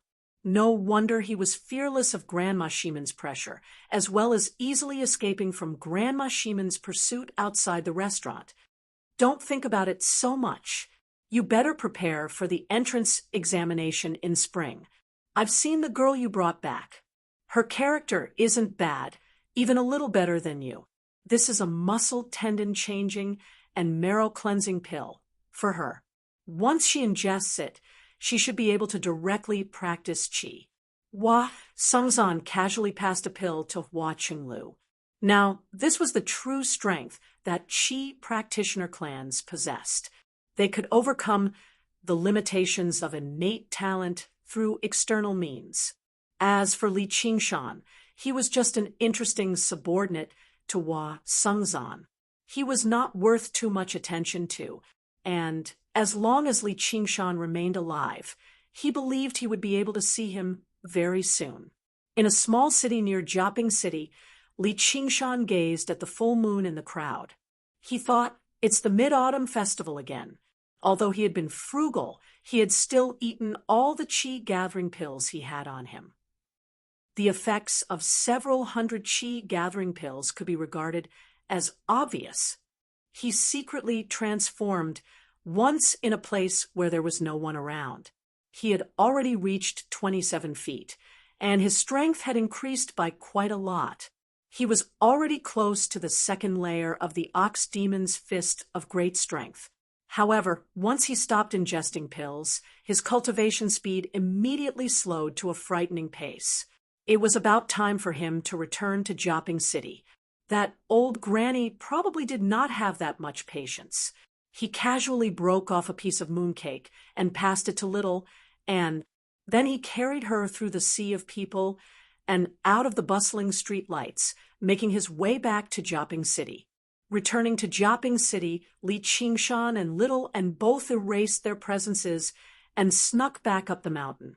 Li Qingshan's nose twitched, and as expected, he smelled a familiar scent. It was Grandma Shimen's unique and heavy fragrance. As expected, Grandma Shimen wanted to wait for him here. Cultivators had many ways to hide their tracks, but smell was the easiest to ignore. Li Qingshan followed the trail of the freshest scent and followed it all the way out of the city. Finally, he confirmed that Grandma Shimen had already left Jiaping City. Li Qingshan looked back at the mountain peak, at the huge Black Hawk forged from metal, and smiled. Commander Zhua, the pills on you should be able to help me reach the second layer of the Ox Demon's Fist of Great Strength. A sixth-layer Qi practitioner wasn't just strong in terms of controlling artifacts, but also in spells. Go! Zhua Zhibo pointed his fingers at Li Qingshan, and the fire dragon roared as it charged towards Li Qingshan. It was as fast as lightning. Ordinary people could only see a flash of light, and couldn't see the fire dragon at all. Ha! Li Qingshan roared, and raised his shield forward. The shield in his hands was already as big as it could be, and he slammed into the fire dragon with all his might. At the same time, his body shrank tightly behind the shield. Boom! Sparks flew in all directions, and the fire dragon directly turned into a sea of fire. This time, Li Qingshan was bluntly sent flying, and only stopped when he crashed into a large tree over 30 meters behind him. Leaves rustled down from the top of his head, but he still loudly praised, "Commander Zhua, Good move. Apart from some soreness in his arms, he was completely unharmed. This also showed how important it was to choose a suitable spirit artifact. After taunting, he couldn't do without a shield to absorb the damage. However, he seemed to have gone a little too far with the provocation this time. Zhuo Zhibo seemed like he wanted to kill him, as if he no longer cared about the occasion. He was far too irrational. Zhuo Zhibo had commanded the Hawkwolf Guard of Jiaping City for all these years, but he had never been provoked like this before. Coupled with the fact that he had just been made a fool of by Qian Rongji, and now he had been humiliated by Li Qingshan like this, he was utterly furious no matter how rational he was. Zhuo Zhibo saw how the fire dragon was unable to kill Li Qingshan, so he extended his hand, and a small 7-inch blade appeared in his hand. It spun around constantly, rubbing against the air and producing a buzzing sound as if it was eager to kill and drink blood. Li Qingshan's hairs stood on end. He felt an intense sense of danger. The flying blade was several meters away, but it felt like someone was holding it to his neck, ready to chop down at any time. The shield shrank, and he stowed it away in his 100 treasures pouch. At a time like this, a shield that could only block one side was useless. He focused all of his attention on the flying blade in Zhuo Zhibo's hand. If Zhuo Zhibo really did use the flying blade, there would only be one thing Li Qingshan could do, which was flee. He had already studied the way of controlling artifacts. A 6th-layer Qi practitioner could control an artifact from around 30 paces away. This was not particularly far, but it was nowhere close to the legendary, invincible sword immortals who could behead people from over 500 kilometers away. However, combined with the terrifying speed of a 6th-layer Qi practitioner, it would truly be a killing machine. If Li Qingshan possessed a skill like that, he would not have had to go to so much trouble to kill 1,000 people on the island of Cherishing Flowers. However, it was not as if Li Qingshan had not considered this. He had already prepared the Swift Breeze talisman. If he wanted to flee, then so be it. He was very confident in his own speed. By now, he had already retreated 100 paces away, just in case Zhuo Zhibo flew into a rage out of humiliation and threw caution to the wind. Even if he was hunted down, it did not matter as long as he was not actually killed. If it really did reach that point, he planned on going to Zhou Wenbin to complain to Zhuo Zhibo and make a big deal out of it. The news of Zhuo Zhibo, deducting his subordinates' merit and even hunting down meritorious subjects, would spread wildly. It was not like he, Li Qingshan, would be the one to be humiliated anyway. This was what people called a man with nothing to lose. By then, even the Clear River Prefecture would probably become dissatisfied with Zhuo Zhibo. He would definitely be judged as incompetent. Gu Jian called out in a hurry, "Commander Zhuo, please calm down." He had never thought Li Qingshan would run so deep. He was afraid that Zhuo Zhibo would kill Li Qingshan and the Hawkwolf Guard out of anger, and that would be troublesome. The Black Wolf Guards all gathered over. Zhuo Zhibo forced himself to calm down. He stowed the flying blade away and glared at Li Qingshan viciously. "Greetings, Li Qingshan." Although he had operated in Jiaping City for many years, it was impossible for him to convince everyone and act like they had seen nothing. If he killed someone here, let alone a Black Wolf Guard. Even if he killed a regular person, he would be punished by the Hawkwolf Guard if he did not have a suitable reason. As the representative of the school of legalism, the protectors of the law, the Hawkwolf Guard could do whatever they wanted in the dark, but they had to abide by the laws of Great Xia on the surface. Once they crossed the line, there would definitely be no good outcome. 6th-layer Qi practitioners were like gods in Jiaping City, but in the eyes of those above them, they were nothing. Killing them would not be a pity at all. Seeing how Zhuo Zhibo was indeed afraid of killing him here, Li Qingshan stopped worrying. He brushed away the fallen leaves on his shoulder. There's no need for Commander Zhuo to worry. I'm perfectly fine. I drank a little too much earlier, so I said a few drunken things. I hope Commander doesn't mind. Zhuo left in a huff. He felt extremely gloomy. Never had he felt like his identity as commander was a shackle to him, like today. A man harms a tiger, and a tiger harms a man. If it were two regular Qi practitioners, they would have drawn out their arcane treasures and talismans a long time ago. They would have used everything they had and engaged in a great battle. However, it was exactly because of this identity that neither of them had to worry about the consequences. Both of them needed a suitable place to settle their problems. Li Qingshan returned to his residence and smiled brilliantly at Little, and all I need to do now is wait. Afterwards, he took out the bottle of 100 grasses pills. Originally, he wanted to save it for when he broke through, but in order to maintain his cultivation speed, he could not care too much anymore. He believed that Jibua's 100 treasures pouch would have even better spiritual herbs, so there was no need for him to be stingy right now. The next day, Li Qingshan went to the government office to find Zhou Wenbin. He wanted to exchange for some more pills. Zhou Wenbin already knew about his crazy actions last night, but he said, "But that's fine too. You've brought your conflict to the surface, so he won't be bold enough to touch you." Li Qingshan was shocked. Why won't he dare to touch me? He did this so that Zhuo would attack him as soon as possible. The sooner the better, then he would be able to kill him. Zhou Wenbin said, "You've just fallen out with him, and you're about to die. Wouldn't everyone know that he was the one who did it? He must be gritting his teeth and waiting for the right time to make things difficult for you." Li Qingshan felt bitter in his heart.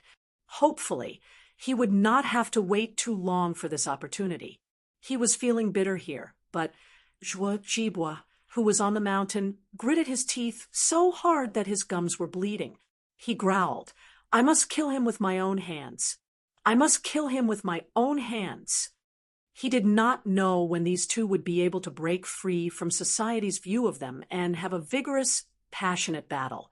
Li Qingshan flipped his hand and took out all of his spirit stones from his 100 treasures pouch.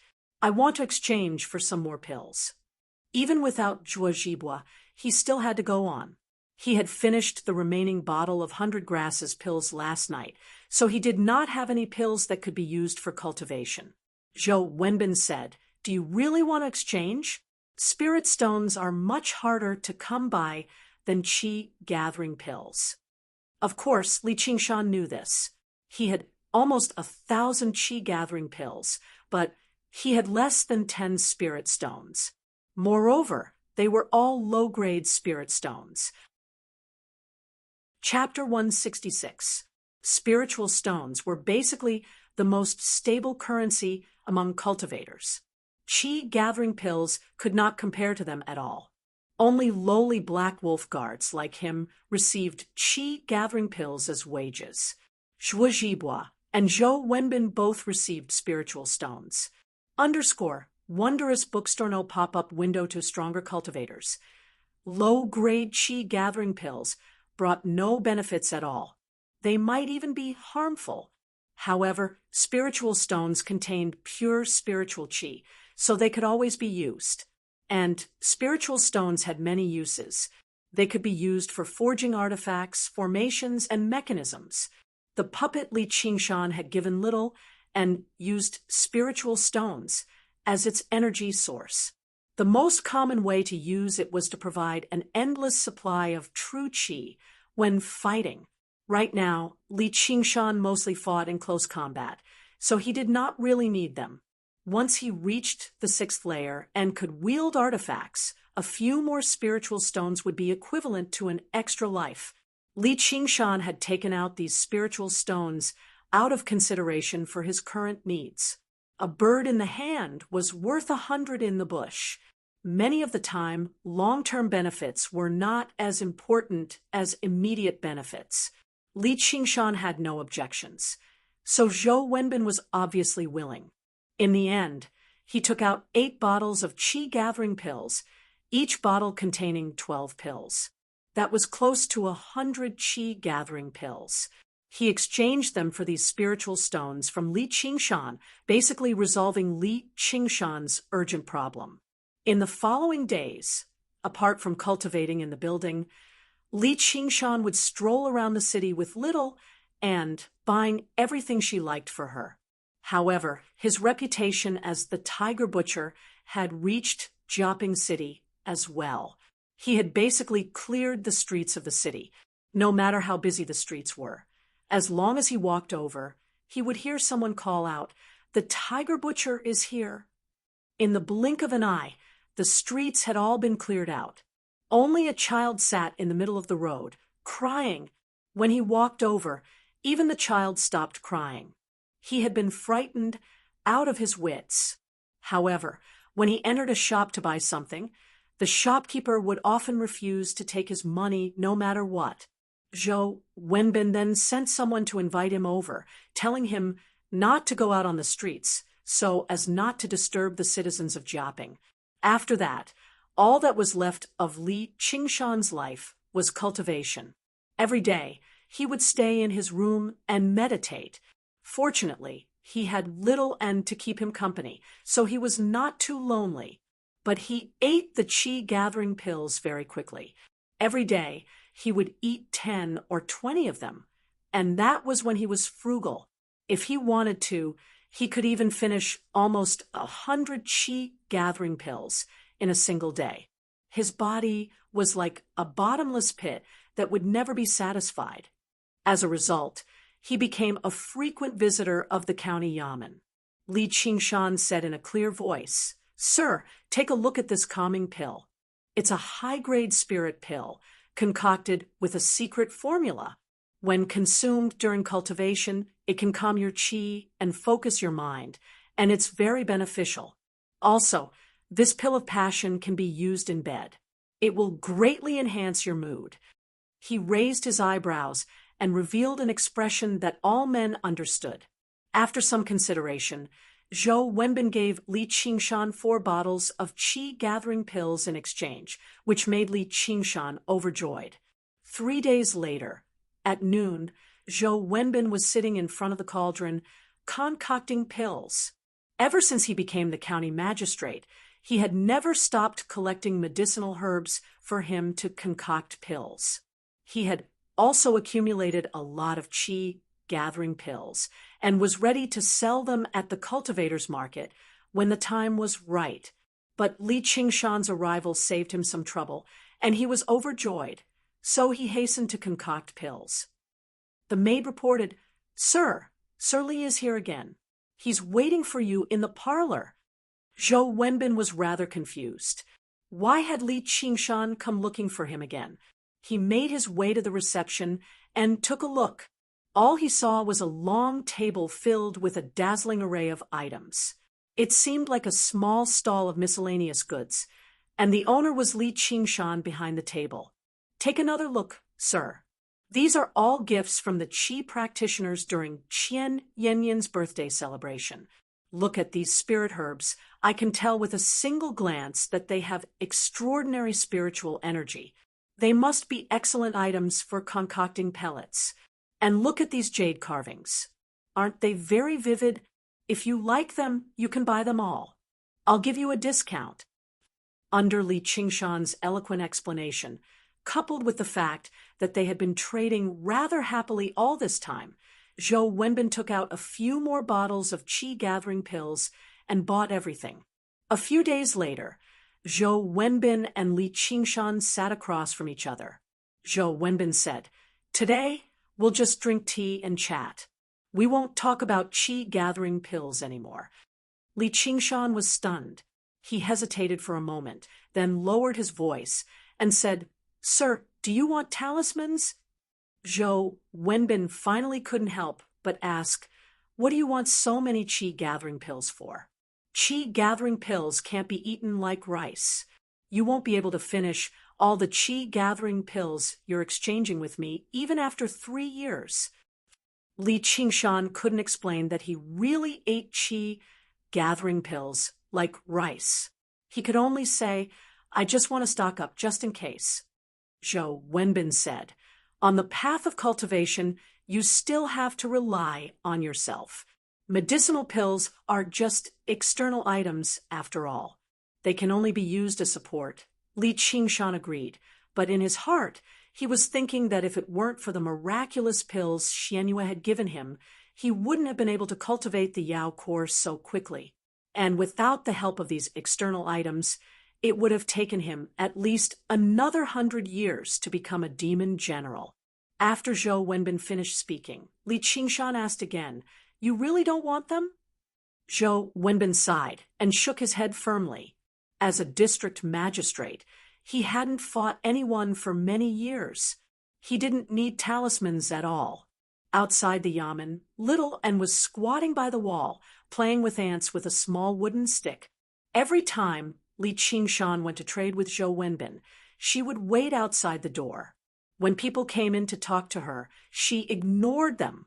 Under a large poplar tree, a nest of red ants and a nest of black ants were engaged in an intense battle. It was unknown how many ants there were. Although the red ants were slightly smaller in size, they were extremely ferocious and held the upper hand. Little N watched very seriously. The warm autumn sun fell on her cheeks, as though it could penetrate her tender skin. Chapter 167. A trap in the morgue 75 kilometers to the east. There's a village called the Town of Cave. Recently, many men in their prime have died, mysteriously. Some people even saw corpses emerging from the morgue on the side of the town. I suspect it's the work of qi practitioners. Go investigate, Zhuo Jibua said coldly as he tossed a document before Li Qingshan. Li Qingshan glanced at it and raised his head. Corpses? Don't tell me it's related to the zombie Taoist. As long as he mentioned corpses, he could not help but think of the most wanted criminal of the Hawkwolf Guard of Jiaping City. His strength was evident for him to be able to run amok despite being hunted down by the Hawkwolf Guard for so long. Zhuo Jibua said, What? Do you have any objections? It's just an investigation. Li Qingshan interrupted him. Of course not. It's just an investigation. It's not like there's any danger. Don't worry at all, Commander Zhua. I will investigate it properly. Even if I run into the zombie Taoist, I have my ways of escaping. How could he turn down such a rare opportunity? However, he wanted to hint to Zhuo Jibua, Commander Zhua, if you don't take action personally, you won't be able to kill me. Zhuo Jibua finally found it rather strange. It was as if Li Qingshan was not afraid of him scheming against him at all. He was not an idiot. He had just been blinded by anger the entire time. Now, he sensed that something was amiss. Did this guy really possess some powerful trump card? It's inconvenient for the child you brought back to carry out missions with you.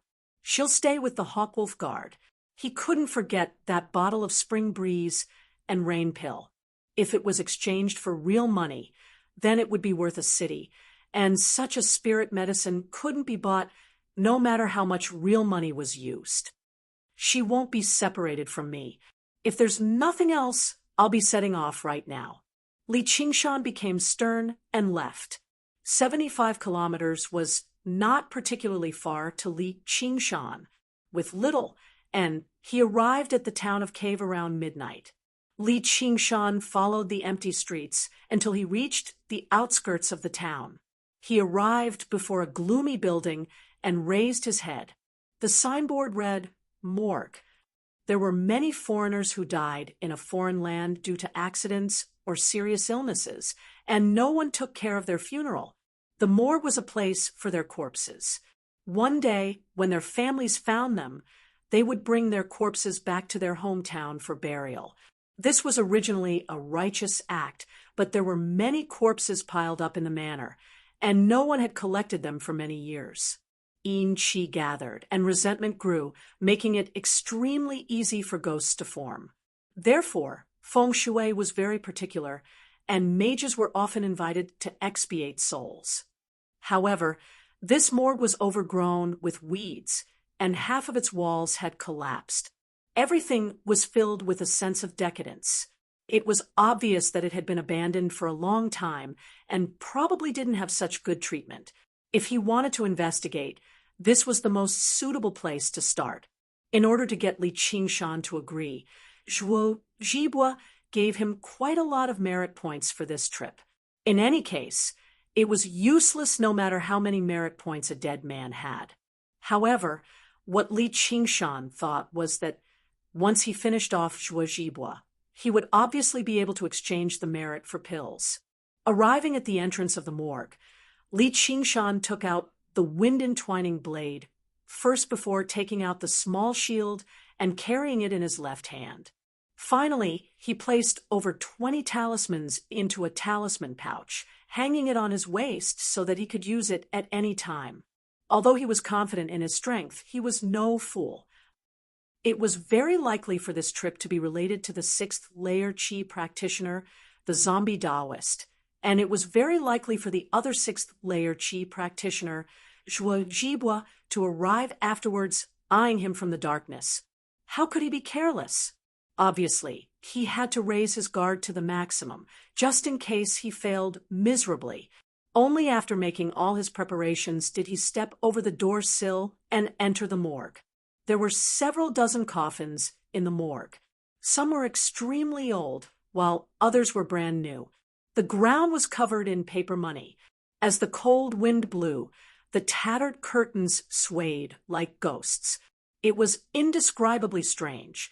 If a regular person saw this, they would definitely be frightened out of their wits. However, Li Qingshan was someone who had killed his way through mountains of corpses and seas of blood after all. He radiated with killing intent. On the other hand, he looked at little and beside him. His eyes were wide open, showing no fear at all. Instead, he seemed rather eager and eager. His feelings towards corpses were probably similar to Li Qingshan's feelings towards Qi gathering pills. Li Qingshan arrived before a pitch-black coffin. He drew the wind-entwining blade and stabbed it into the gap between the lid and the coffin.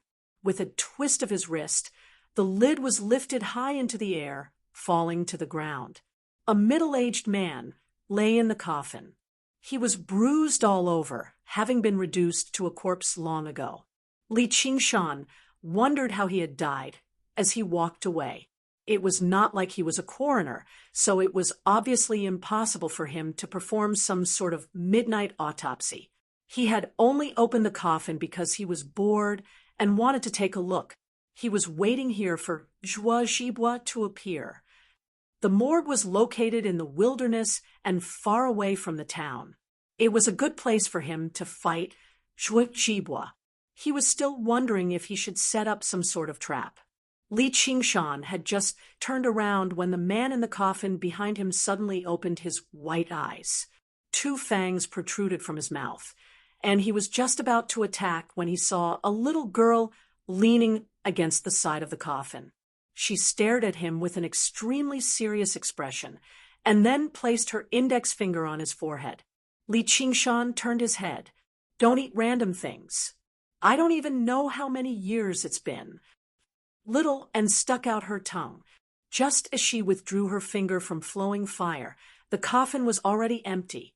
Her heart suddenly stirred. There seemed to be the aura of a living person here.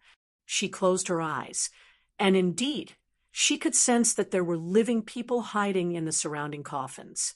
Just as Li Qingshan wandered into the hall, runes suddenly lit up beneath his feet. He felt a huge gravitational force coming from beneath his feet. It was as if his body was weighed down by 1,000 caddies, and the circulation of true qi in his body immediately became sluggish. At the same time, the lids of the new coffins suddenly flew open. 5 figures leapt out from within, raising their hands and aiming at Li Qingshan. The springs began to spin, and arrows shot out in a continuous stream.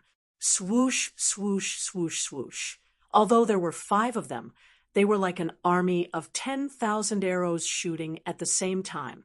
Countless arrows came from all directions and from all angles. There was no space for him to dodge. The shield in Li Qingshan's left hand suddenly grew in size, protecting his entire body. There was a dull thud, thud, thud. Following that, there was a loud explosion. The moment the arrows hit the shield, they all exploded together. The power was astonishing. If they were shot into his body and then exploded, he would definitely die. Behind Li Qingshan, there was also a loud explosion. However, he didn't even turn his head. Little Anne had already pulled out her hidden blade. Layers of sword shadows appeared, and with incomparable precision, each arrow fell to the ground. But under their feet, there were densely packed runes. More runes lit up, surrounding Li Qingshan and Little Anne, and the pressure on their bodies became heavier. The shield fell to the ground with a loud bang. "Senior brother, we caught him," a pleasantly surprised voice said. What responded to this voice was a snow-white blade.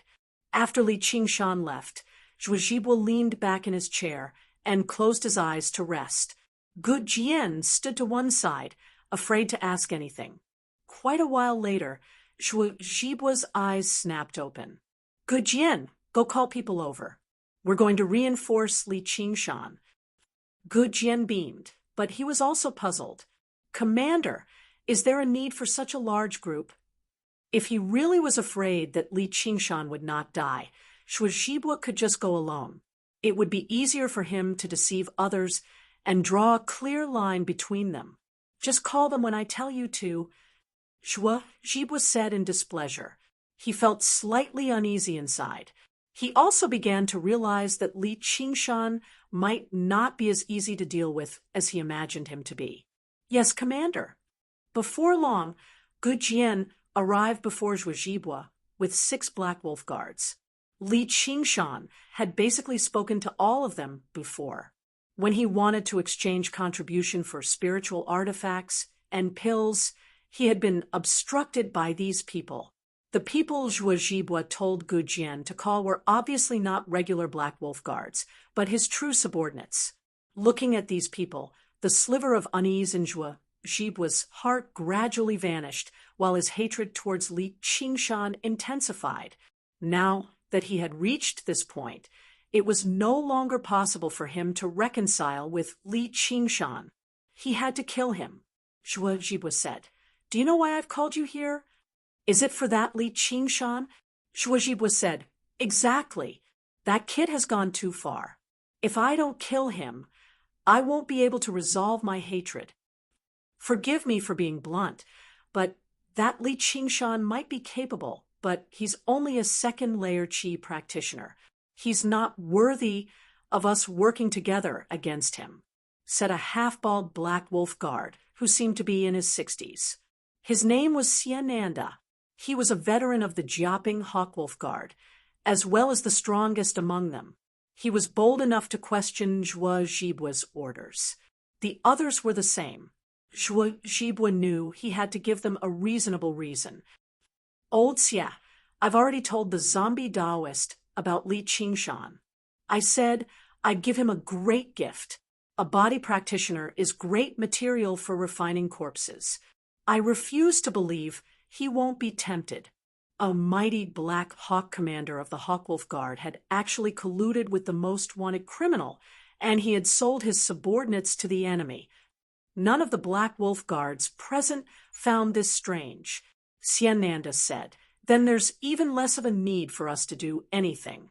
The old Taoist's ability to refine and nurture corpses is startling. Even regular 6th-layer Qi practitioners aren't his opponent. Li Qingshan is dead for sure." "Senior brother, stop. That's the uniform of the Hawkwolf Guard." Another person recognized Li Qingshan's Black Wolf uniform and stopped him in a hurry. The light had already condensed to the limit. An extremely dazzling, scorching white pillar of light shot out from the cannon, piercing through the roof and into the sky. It left behind a streak of light in the night sky. Little and let go of the skull prayer beads in his hand, and the red light in Li Qingshan's eyes faded as well. He gazed at the hole above him and sighed in amazement. Even if he demonified, he would still suffer if he took that shot. He lowered his head and asked, "Who are you people?" He casually sheathed his wind-entwining blade. His actions greatly reduced the hostility of the young men. They also lowered their crossbows. The first young man who recognized the uniform of the Hawkwolf Guard, on Li Qingshan, said, "We're disciples of the school of Moism. We're carrying out a mission here. Sir, you must be a Hawkwolf Guard." "That's right. I'm also carrying out a mission. Please show us your tablet." A disciple of the school of Moism. Li Qingshan understood, slightly. He tossed the Black Wolf tablet to the young man. The young man glanced at it and let out a sigh of relief. He said loudly, all right, it's fine now. Disperse the formation. It's all a misunderstanding." "Sai, what the hell? Didn't they say the zombie Taoist would come? Why is it a Black Wolf Guard instead?" The disciples of the school of Moism grumbled. One of them stowed away a painting scroll. The scroll was covered in inscriptions, which were exactly the same as the inscriptions on the ground. Li Qingshan immediately felt his body lighten. He picked up the shield on the ground, only to see that it had been charred black. It had just forcefully blocked Zhibu's fire dragon a few days ago, and it had been blasted wildly today. Quite a lot of its spiritual qi had been depleted. Suddenly, a fierce gust of wind blew in his face. The bearded man stowed away the brass cannon and charged over, Little, and raised his hidden blade, but Li Qingshan stopped him with a glance. Although he was hostile, he did not have any killing intent. The man grabbed Li Qingshan by the collar and roared out furiously, "Kid, you've ruined my business." He wore the same navy blue robes as the other disciples of Moism, but he was half naked. His right sleeve was tied around his waist, revealing his muscular arms and chest. He seemed extremely fierce. Li Qingshan released his true qi and blocked the incoming attack of spittle. He stared at the man calmly. Before he could say anything, the disciples of Moism had already rushed over. They pulled the man aside and tried to persuade him, "Please calm down. Senior brother." The man stomped his feet in frustration and bellowed, "This prison of space formation can only be used 3 times, but it'll be 1 less time every time. My yellow dragon's cannon of devouring light costs a spiritual stone every time it fires." Although he hid his presence extremely well, the faint stench of corpses was unable to fool Li Qingshan's nose. What? The 6 people of Moism all looked outside. How Pingyang focused his senses on the energy of the world. Just now, he sensed an extremely well-hidden presence peeking in from outside. He bellowed out, "Get out here!" Crack! Crack! Zhang Lanqing and the others immediately removed the empty boxes and replaced them with new ones. A rectangular box was attached to the 1,000-mechanism crossbow. Each box contained 30 extremely short-fire crow bolts, which could all be fired in a single moment. If they did not possess a spiritual artifact shield that was specially used for defense like Li Qingshan, it would be very easy for them to be caught off guard and die to the arrows even if they were powerful qi practitioners. GGG. A shrill laughter came from outside the door. A Taoist priest wearing a yellow Taoist robe and a pale mask appeared at the door. He said, "How dare you set up a trap to harm me, you little bastards! How dare you?" He studied Li Qingshan. "You must be Li Qingshan. You really are good material for refining corpses. That old bastard, Zhujibu, didn't lie to me this time." Chapter 169. The zombie Taoist Li Qingshan understood. Zhuozhibua had really sold him out. Of course, this was not anything worth being surprised about. It would be surprising if it was not like this. Right now, he was only worried whether Zhuozhibua would trust the zombie Taoist strength too much and not personally come to kill him.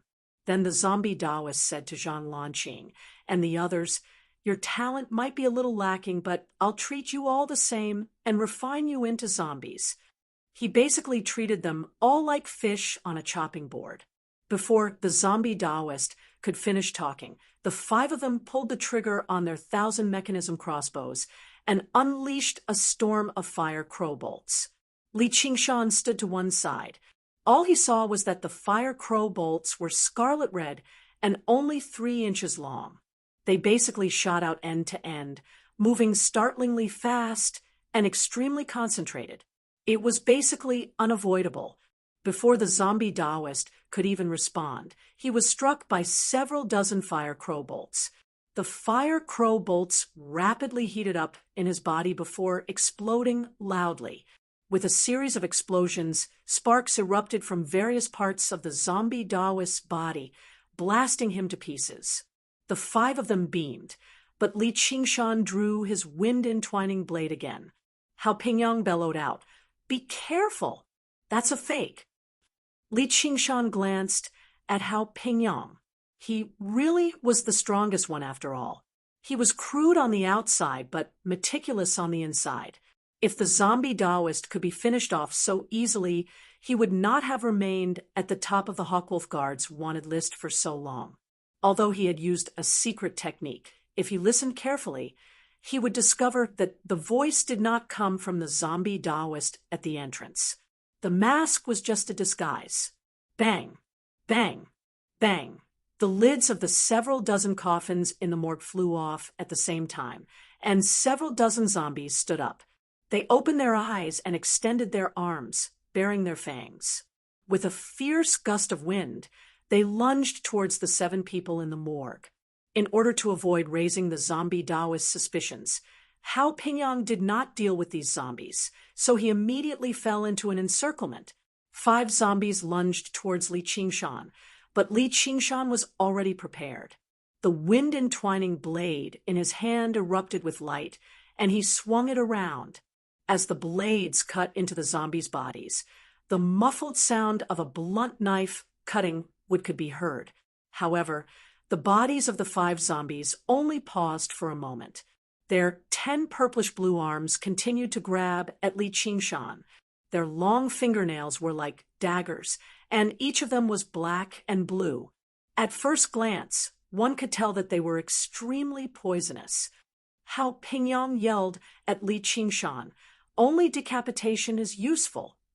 Most of the zombies lunged at him, a total of 8. However, he was unfazed. He raised his yellow dragon's cannon of devouring light and smashed the head of a zombie in front of him. Then he channeled his Xinqi and swung it horizontally. 7 zombies were sent flying, crashing into the pillars and coffins. 2 of them even smashed through the walls and flew out. His aura was ferocious like that of a god of war. However, other than the zombie whose head had been flattened by him and the 2 zombies whose bones had been shattered by him, the other 5 zombies bounced off the ground and stood up again. They were not afraid of pain or death, and they pounced on him again. Reminded by Hao Pingyang, Li Qingshan thought to himself, "I'm a time traveler, but I've forgotten this common sense." He picked up little and leaped. 10 arms and 50 fingernails closed in on him like the jaws of a beast. The 5 zombies raised their heads at the same time, their pupil-less eyes looking at Li Qingshan in the air. They leaped high into the air at the same time, their knees not bending, as if springs were installed in the soles of their feet. Li Qingshan stomped down forcefully, crushing the head of a zombie. Then he used the momentum to break through the roof of the morgue. Dust and debris fell, accompanied by a ray of moonlight that fell like water onto the morgue. In midair, Li Qingshan held little and with his left hand and gripped the wind-entwining saber with his right. He rested it on his shoulder as he looked down warily at the entire morgue. The 4 zombies that had leaped high into the air could not reach his height in the end, so they fell back to the ground. However, Li Qingshan did not look at them. These zombies were nothing to him from the start. Although the Templars were invulnerable and possessed great strength, they had no intelligence or martial skills. Their reactions were not even as great as those of regular wild beasts. Whether it be strength, speed, or reaction, Li Qingshan completely surpassed these zombies. As long as he was not surrounded by hundreds or thousands of them, it was impossible for him to be injured. He was only wary of a single person, the zombie Taoist, who he had only heard but not seen.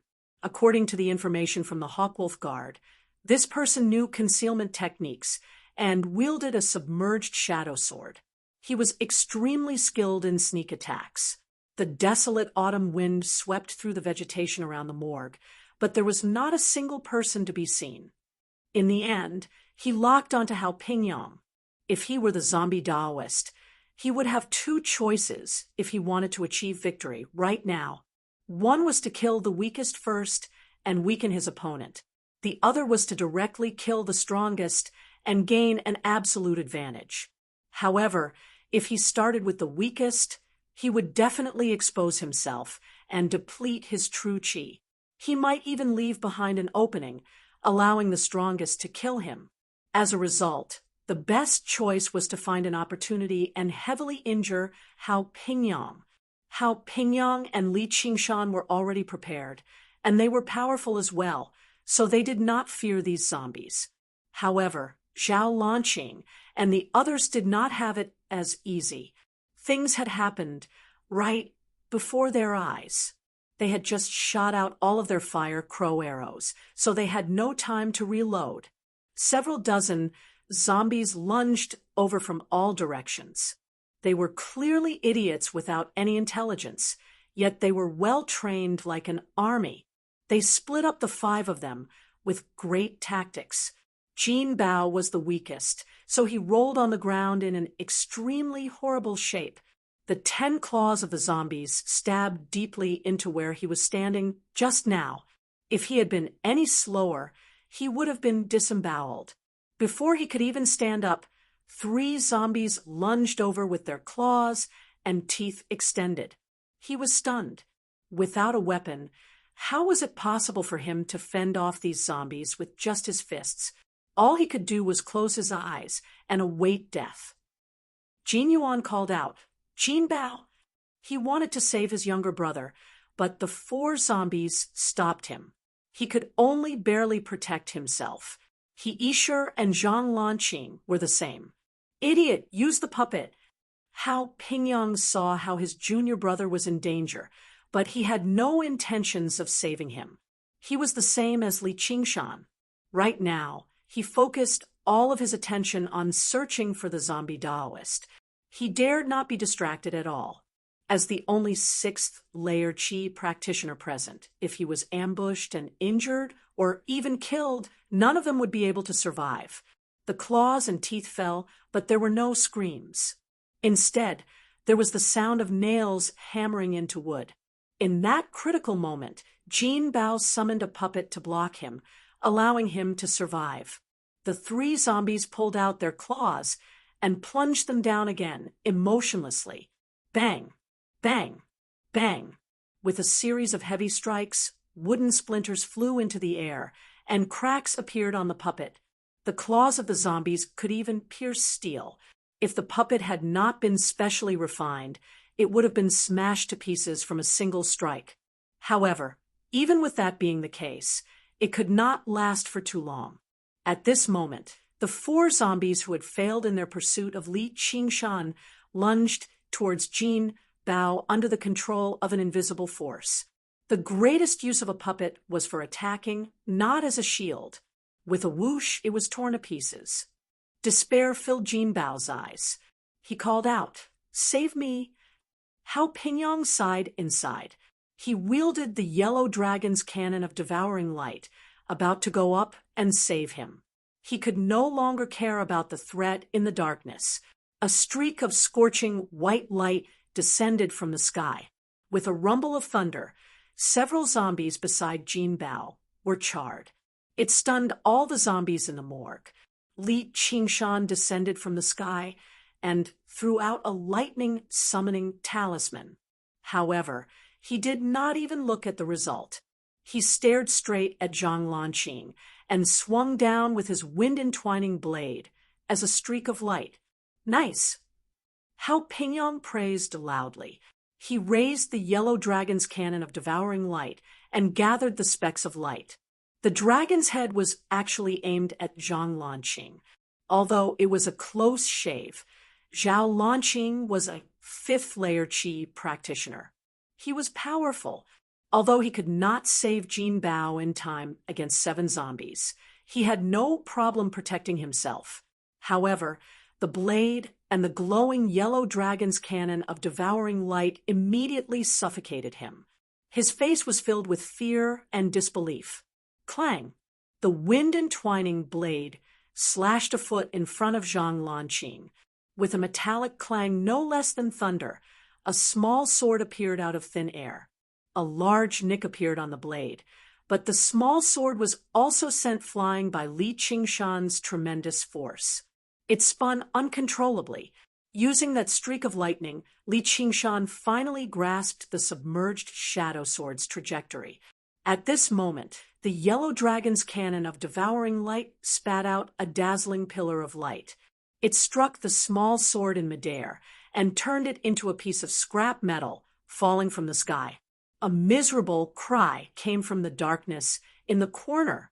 A blurry figure appeared and floated out the door. Li Qingshan and Hao Pingyong turned their heads at the same time and rushed in the direction of the cry. When they reached the door, they saw a figure stumbling away. Come! Hao Pingyong tossed aside the yellow dragon's cannon of devouring light and stomped on Li Qingshan. Go! Li Qingshan planted his feet on the ground, and the stone tiles beneath his feet shattered. Shockwaves spread out into the surroundings as he pushed off from the ground. He used all his strength and threw a punch at the bottom of Hao Pingyong's foot. Hao Pingyong flew out like a rocket. He quickly flew across the grassland and quickly approached the silhouette. A hideous smile appeared on his face as he spread his hands apart. True qi gushed out from his hands and struck the 2 temples of the silhouette. With a bang, the head exploded. Li Qingshan was disappointed instead. He thought about how crafty the zombie Taoist really was. Hao Pingyong limped over with a headless corpse and tossed it on the ground. Another fake. Even when his flying sword had been destroyed and his mind was injured, the zombie Taoist was still able to think of using a fake body to deceive them while his real body fled. He was well prepared and reacted quickly. Li Qingshan picked up the yellow dragon's cannon of devouring light and studied it. He shrugged and tossed it back to Hao Pingyong. Hao Pingyong caught the cannon and stowed it away in his 100 treasures pouch. He frowned and patted his leg. Kid, that punch of yours was a little too vicious. Li Qingshan said. How am I supposed to catch him if I'm not vicious? Hao Pingyong suddenly said, the submerged shadow sword has been destroyed, so that bastard's strength has been greatly reduced. It's the perfect time to kill him. Li Qingshan said, he's most skilled at refining corpses and controlling corpses, not controlling swords. This is only one of his places of nurturing corpses. Don't tell me you're thinking of going to the zombie cave to find a 6th-layer qi practitioner who's skilled at invisibility, and you've already said that this has nothing to do with me. Chapter 170. The attacks of the zombies were vicious, but they became completely disorderly. The 4 people from the school of Moism stabilized their footing and gathered together again. Zhang Lanqing and He Isher controlled the 5 puppets to hold off the zombies for a while before suddenly dodging to the side, revealing Jin Yuan and Jin Bao behind them. They held 2,000 mechanism crossbows that had been reloaded and they pulled the triggers suddenly. 60 fire crow bolts scattered in a circular pattern. Although the zombie's skin was impervious to weapons, they were unable to stop the fire crow bolts. Afterwards, they exploded internally, easily ripping apart their stiff bodies. With just a single volley, a large swathe of the zombies collapsed. They were no longer as ferocious or terrifying as before. The remaining 7 or 8 zombies no longer posed any threat. The puppets shot forward, and sharp blades shot out from their hands, carrying out mechanical and precise attacks. The nails of the zombies only left behind white marks when they scratched the puppets. However, the sharp blades in the puppets' hands could pierce their skulls in a single stroke. Faced with an equal number of opponents, the zombies were not the puppets' opponents at all. They were slain one by one. They all let out a sigh of relief and sat down on the ground. In the 100 schools of thought, the Mahis disciples would send out their puppets to fight against each other. They had never experienced such a dangerous battle before. Jin Bao saw how the zombies that had almost killed him just now had been wiped out so easily. He found it rather unbelievable. Actually, their strength was far greater than the several dozen zombies. If they were on flat ground, they could stand in formation and be prepared. With the 1,000 mechanism crossbows in hand, the zombies would not even be able to touch them before they were killed on the spot. Even the 6th layer Qi practitioner, the zombie Taoist, would not dare to face 5,000 mechanism crossbows head-on. However, once something happened and they needed to adapt to the situation, they would be unable to unleash their full strength. How Pingyang pointed at their noses and cursed aloud. How embarrassing. How fucking embarrassing. You even dare to look down on him, a 2nd layer Qi practitioner? If it weren't for him, would you still be alive? With your pig brains, you can't even tell the difference between a real person and a fake one. My formation scrolls will go to waste all the same. Sanctuary. The few of them blushed with shame. Jin Bao said with grievance, "Senior brother, I almost died. Not only did you not come to comfort me, you even scolded me so harshly." Although they scolded fiercely, the few Mo disciples were clearly not particularly afraid of this senior brother. Zhang Lanqing cupped his hands and bowed deeply to Li Qingshan, sincerely thanking him. "Thank you for your help just now." The danger of that sword strike just now still made him tremble with fear. Originally, he had some resentment towards Li Qingshan for destroying their trap, but now all that was left was gratitude. It was just like what Hao Pingyang had said. Even without Li Qingshan, their traps probably would not have been able to harm the true zombie Taoist. Li Qingshan patted him on the shoulder. "It's good enough that you didn't attack me." Zhang Lanqing smiled awkwardly. "I was scared silly." Li Qingshan could not help but burst into laughter. Zhang Lanqing sure was honest. He had not eaten the several hundred Qi gathering pills for nothing. Whether it was in terms of body tempering or Qi practicing, he had made great progress compared to his battle with Qian Yannian. He even possessed the sharp killing intent of 1,000 people, descending from the sky like a god of slaughter. He truly did possess the bearing to intimidate his enemies.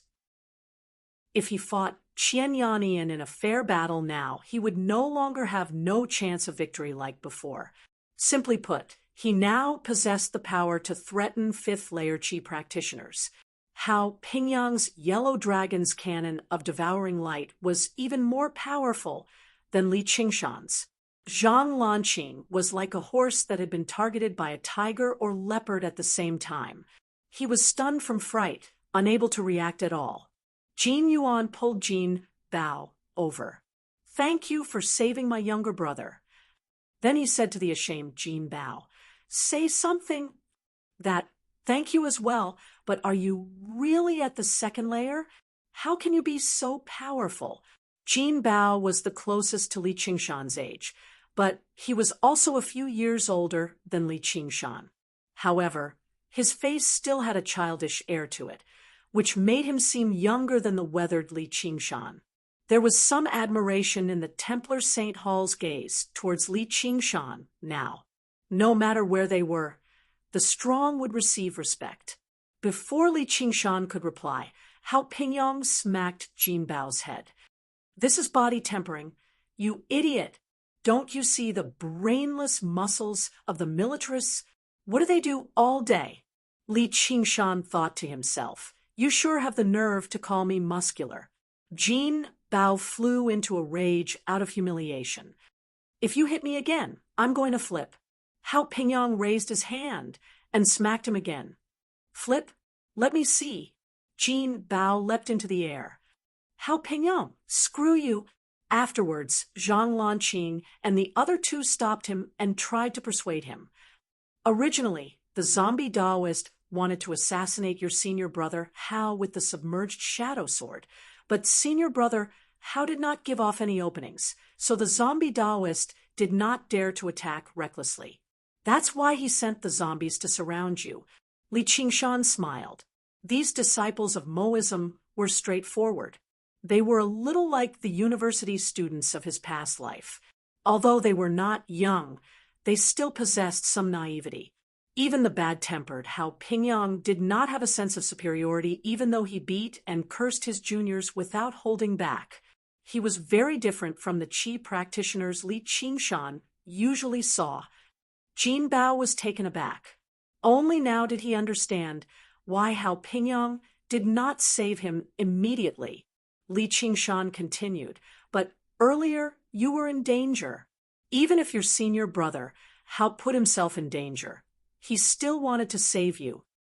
Senior brother? Only then did Jin Bao understand. He had almost been used by the zombie Taoist, used as a trap to kill Hao Pingyong. Zhang Lanqing, He Yisher, and Jin Yuan looked at Hao Pingyong together. Just now in the chaos, they had no time to think too much. Now that they thought about it, not only had they failed to provide any help, but they had almost dragged Hao Pingyong down instead. Bullshit. Why would I save him? If an idiot like him dies, it'll save the school of Moism some food. Hao Pingyong's face above his beard reddened slightly. He Yisher thought the zombie Taoist couldn't find any openings in senior brother's movements, so he went to kill senior brother Zhang. They thanked Li Qingshan once again. In that critical moment, Li Qingshan had used the lightning from the lightning summoning talisman to immediately find the trajectory of the submerged shadow sword, which was why he was able to slash out. Not only had he saved Zhang Lanqing's life, but he had also given Hao Pingyong the opportunity to fire that cannon blast. It could be said that he had turned the situation around. He had played an even greater role than the four of them. Li Qingshan said, "We're all in the same boat. I don't think you've learnt any martial arts." Just now, when they fought the zombie in close combat, they basically relied on their instincts and true Qi to fight. Their moves could not even match up to third-rate masters of the Jianghu, which was why they were in such a horrible shape. Zhang Lanqing smiled bitterly. "We're disciples of the school of Moism. All these years, we've learned how to make mechanisms, puppets, and even how to build cities and buildings. Although we've attended a few lessons in the school of the military's Hall of Martial Arts, how can we compare to true disciples of the school of the military? We definitely need to brush up on our martial arts when we get back." The others all expressed their agreement. Only then did Li Qingshan understand that these people were engineering talents. Fighting was not their profession. Not all Qi practitioners had the ability to kill and set fires. Every profession had its own specializations. "What do you plan on doing next?" Hao Pingyong said, "We're obviously going to attack the root of the problem." Li Qingshan said, "The zombie cave isn't that easy to infiltrate. The morgue is only one of the places he nurtures corpses. After nurturing them, he'll bring them into the zombie cave. Who knows how many zombies have accumulated in the cave over all these years?" It's extremely dangerous. The reason why the zombie Taoist could remain unscathed despite being hunted down by the Hawkwolf Guard for so many years was closely related to his dwelling. Normally, he hid underground in caves that were as complicated as a maze. No one knew the exact location of his dwelling. If they wanted to search for it, they would have to face the endless attacks of zombies. Once they failed, they would be buried in there and become one of the zombies. Zhang Lanqing and the others had experienced the danger just now, when they heard that they had to enter the pitch-black underground caves. They all began to consider retreating.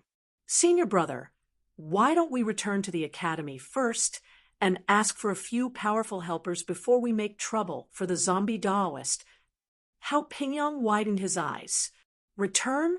What about the mission? It's been so difficult for us to come out. Just how much time will be wasted going back and forth? Will the zombie Taoist hide somewhere else? You're not afraid of being looked down on, but I still want my pride. Zhang Lanqing and the others looked at one another. Before they had set out, their master had already said that they had to listen to Hao Pingyang's orders for everything this time. His flying sword has been destroyed, and his mind is injured. He doesn't have the time to refine another flying sword either. If we want to kill him, now is the perfect opportunity. That was what Hao Pingyang said, but he looked at Li Qingshan. He also felt that it was rather unreliable for the five of them to kill the zombie Taoist. However, Li Qingshan's performance in the battle just now made him hold an extremely high opinion of him. If Li Qingshan was willing to join them, their chances of success would increase drastically. Li Qingshan hesitated. He wanted to wait for Zhuo Zhibua, but he had no idea whether Zhuo Zhibua would come after him or not. If Zhuo Zhibua did not come, he would definitely make the zombie Taoist his target. As sixth layer Qi practitioner, should have quite a few pills on him that could deal with his pressing needs. The problem right now was whether he should work with the disciples of Moism or not. With his and little N strength, it should be enough to kill the zombie Taoist. If you're willing to join us, Qingshan, my share of the spoils will be yours. Zhang Lanqing saw how he could not change Hao Pingyang's mind, so he wanted to ensure his safety during this trip. He also wanted to thank Li Qingshan for saving his life. Jin Yuan and Jin Bao added, "The same goes for us." He Isher hesitated. "I'll give you mine too." As long as they completed the mission, not only would they be able to return with pride, but the 100 schools of thought would give them a reward as well. It was not as if they had come out empty-handed. Hao Pingyang said, "Kid, you're at the second layer, so you're taking up even more than me. Let's not talk about compensation. You take 70% of the zombie Taoist spoils, and I'll take 30. How's that?" Originally, killing the zombie Taoist was only a rather terrifying mission, but now it was an undertaking that required them to work together to complete. Their fear had already vanished. Hao Pingyang extended his hand. "Then let's work together and fuck him up." They put their hands together, and they looked at one another and smiled. They all felt much closer to each other, and there was no longer any barrier between them and Li Qingshan anymore. It was as if they had not just met each other, but had known each other for a very long time. Little N held her face and sat on the roof of the morgue. When Li Qingshan rushed down, he left her up there to keep watch. He told her not to use her power carelessly. She watched as the zombie Taoist fled from the morgue. There was nothing special about her eyes, but they could see through illusions. Concealment techniques were a type of illusion, but they were useless against her. She wanted to go down and warn Li Qingshan, but in the blink of an eye, the zombie Taoist had vanished, so she could only give up. If she had caught up earlier, there would probably be a very good chance for her to taste fresh flesh and blood.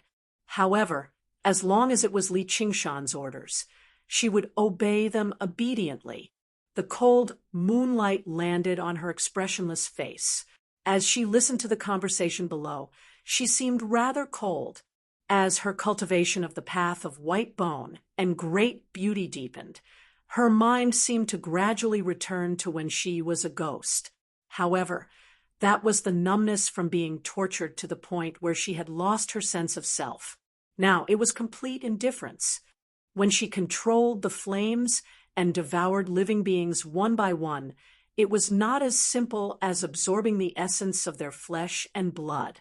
She was not like regular evil or demonic cultivators who refined the blood of living people into arcane treasures. At most, she would have to endure some rebuke from her conscience. Whether it be the blood flames or the pale flames, they were both a part of her.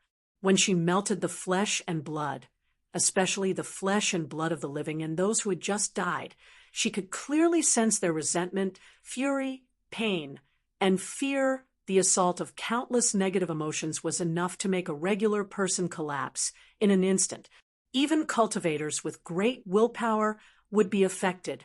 They would begin to doubt their actions and even their existence, living under the shadow of the dead for the rest of their lives.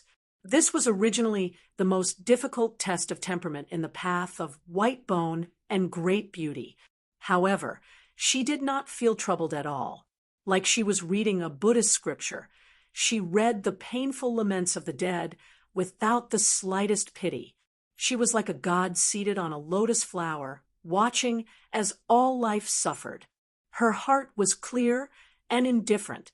It was not that she was purposefully suppressing her emotions, but that she was unable to feel them. She was not moved by righteousness or hot-bloodedness, nor was she troubled by resentment and curses. There was no difference between a red ant and a black ant. All life was equal. They could all be killed except for him. In the morgue, they discussed the specific plan of action. The sky in the east gradually brightened. Suddenly, Little stood up and gazed into the distance. His gaze passed through the plains and saw a group of people rapidly approaching them. He leapt off the roof and arrived beside Li Qingshan. With just a glance, Li Qingshan understood that Zhuozhibwa had finally arrived. He said to the disciples of Moism, "Please go ahead first. I have some personal matters to attend to. I'll catch up in a little while." Hao Pingyang said, "What's more important than hunting down the zombie Taoist?" Li Qingshan smiled, without saying anything. Hao Pingyang did not ask too much either. Seeing how determined he was, he said, "All right then, we'll go first and wait for you at the entrance of the zombie cave." Chapter 172. Bang, bang, bang, bang. Black wolf guards in black wolf uniforms directly pierced through the walls and entered the morgue. The sacred hall dust filled the surroundings, but they were completely untainted. Their clothes drifted with their true qi as they stared at Li Qingshan coldly. Sharp killing intent interwove and wrapped around Li Qingshan firmly. Although the strongest was only the 5th layer Xiananda, their presence could not be compared to Zhang Lanqing and the others. They were professional killers, a pack of wolves that hunted their prey. Every single one of them had survived countless battles of life and death. If Zhang Lanqing faced off against Xiananda, he would have been slain on the spot as soon as they clashed. At this moment, Li Qingshan instead sat down. He leaned on his wind-entwining blade and did not even look at the black wolf guards.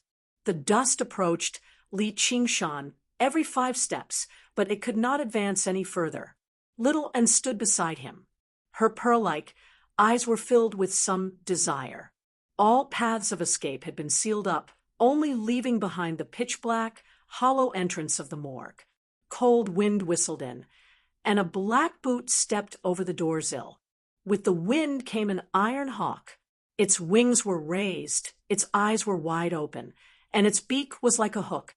It stared at Li Qingshan as if it could come alive at any time and kill Li Qingshan on the spot. The presence he gave off alone was even more powerful than all the other Black Wolf guards combined. Li Qingshan finally raised his head. "Commander Zhuo, what a grand lineup!" Zhuo Zhibua glanced past the corpses strewn across the morgue and asked in surprise, "Did you do all of this? You repelled the zombie Taoist?" "As you can see." Li Qingshan opened his left hand. Zhuo Zhibua sneered. "Then he's still just trash." If the zombie Taoist had been surrounded by the hawks and wolves, he definitely would not have been able to escape as easily as he did against the disciples of Moism. He would only have been slain and torn to pieces. Li Qingshan agreed. "He really is trash. The sacred hall." Since they had already shed all pretense of cordiality, Zhuo Zhibua no longer concealed his killing intent. "Before you die, do you have anything to say?" Li Qingshan smiled and shook his head. "I won't die," Zhuo Zhibua said. "Yes, you won't die quickly. We have the most brilliant interrogators here. We will cut you open bit by bit and not let you die." He really wanted to admire Li Qingshan's expression of fear and despair, but he was disappointed. Li Qingshan only smiled, revealing his snow-white fangs that were longer than a normal person's. Even the child beside him was expressionless. As Li Qingshan and Zhuo Zhibua spoke, none of the Black Wolf guards in the surroundings interrupted them. They did not even show any changes in their expressions. Even the weakest Gu Jian's eyes shone brightly, locking onto Li Qingshan's presence. He refused to lower his guard at all. Although they were facing off against an enemy, Li Qingshan could not help but praise them inside. Now, this was a true warrior. As one of the most powerful organizations of violence in the Great Xia Empire, even the weakest Black Wolf guard possessed such qualities. He possessed absolute confidence in victory. The only problem right now was that he could not let a single one of them escape. Li Qingshan stood up. With a clang, he drew his jagged wind-entwining blade. He extended his left hand into his talisman belt and took out a lightning-summoning talisman. Little and wielded his sword in one hand and the skull prayer beads in the other. They did not even look at each other, but they had already decided on a strategy. It was exactly the same as the zombie Taoist strategy just now, which was to erupt with all their strength and kill the strongest Zhuo Zhibua instantly.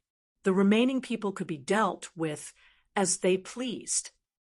Even if they scattered, it would be relatively easy to hunt them down.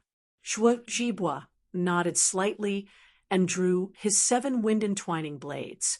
The battle was about to erupt at any moment.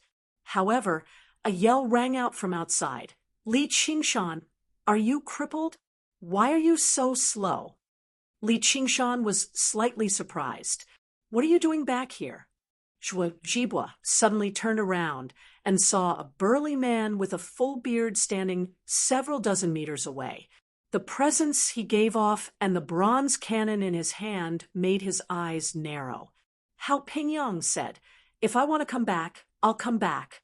Is that any of your business?" Beside him, Zhang Lanqing and the other 3 carried loaded 1,000-mechanism crossbows. They all frowned. Zhang Lanqing said, "Are you still not done with your business? If you're done, then hurry over." Zhuo Zhibua said coldly, "I was wondering why you were so fearless. Turns out you've received reinforcements. No wonder you're still alive." Li Qingshan completely ignored him. He said loudly to Hao Pingyang, "I'm not going over right now. You can go first. There's no need to wait for me." Hao Pingyang called out, "I told you to come over, so come over. I'd like to see who dares to stop you. I'll blast them to smithereens." Li Qingshan felt rather helpless, but also rather touched. He sheathed his blade and said to Zhuo Zhibua, "Commander Zhuo, looks like there won't be many opportunities today." Just like that, he made his way towards the entrance of the morgue with little, and the moment they brushed past Zhuo Zhibua, they could both sense the startling killing intent that had erupted from each other, but neither of them struck out. Gu Jian said, Commander! Zhuo raised his hand, indicating for them to be quiet. Li Qingshan arrived beside. Hao Pingyang. Hao Pingyang whispered, "What's going on?" Li Qingshan smiled. "There's just a small conflict." "A small conflict?" Hao Pingyang called out. A small conflict could be surrounded by a group of Black Wolf guards with killing intent, and their leader was a sixth-layer Qi practitioner Black Hawk commander. Jin Bao said with lingering fear, "That man, even from so far away, and with his back to me, it still feels very terrifying." The reason why Cave Town got its name was because there was a huge karst cave near the town. It was a tributary of the clear river that flowed into the cavern, never to return. The boats and people were the same.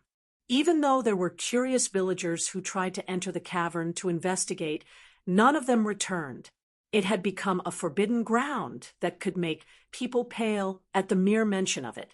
However, according to the location marked out by the Hawkwolf Guard, the cavern was called the Zombie Cave. It was the hiding place of the most wanted criminal, the zombie Daoist. He was also a terrifying existence in the Hawkwolf Guard of Jiaping City. He demonstrated his cold, iron-blooded demeanor. "Yes, sir." The Black Wolf Guards answered loudly, following his lead. Zhuo joked, "I'm a little glad that I didn't kill him right from the beginning. Instead, I gained quite a lot of benefits." Since their boss was joking, how could the subordinates not respect him? The Black Wolf Guards all smiled in agreement. "Looks like the Mahist disciples have quite a lot of good stuff on them." The boat moved extremely quickly with the flow. Very soon, they entered the cave. The cave gradually narrowed, and the surroundings were pitch black. At this moment, a small lantern lit up at the front of the boat. Although Qi practitioners could see at night, their vision would still be affected in the darkness. The one who was truly unaffected was little, and the one who felt like he could see even more clearly in the darkness than in the day was Li Qingshan. Chapter 173. Li Qingshan said, "This boat is not bad. Little and likes it too." Little and was lying on the side of the boat, concentrating on the wing-like rudder that was moving in the water. Chapter 72. Zhang Lanqing smiled and said, "I made this myself. This child is called Little, and won't she be in danger if she stays with us?" Li Qingshan patted Little An's head and said, "She can take care of herself. Why doesn't she use a propeller?" "What is a propeller?" Li Qingshan explained a little, and Zhang Lanqing understood. He immediately fell into deep thought. "This structure is very unique. It seems to be compared to a normal, or..." Li Qingshan said, "Be careful." Zhang Lanqing was distracted, and the boat directly crashed into the rock wall.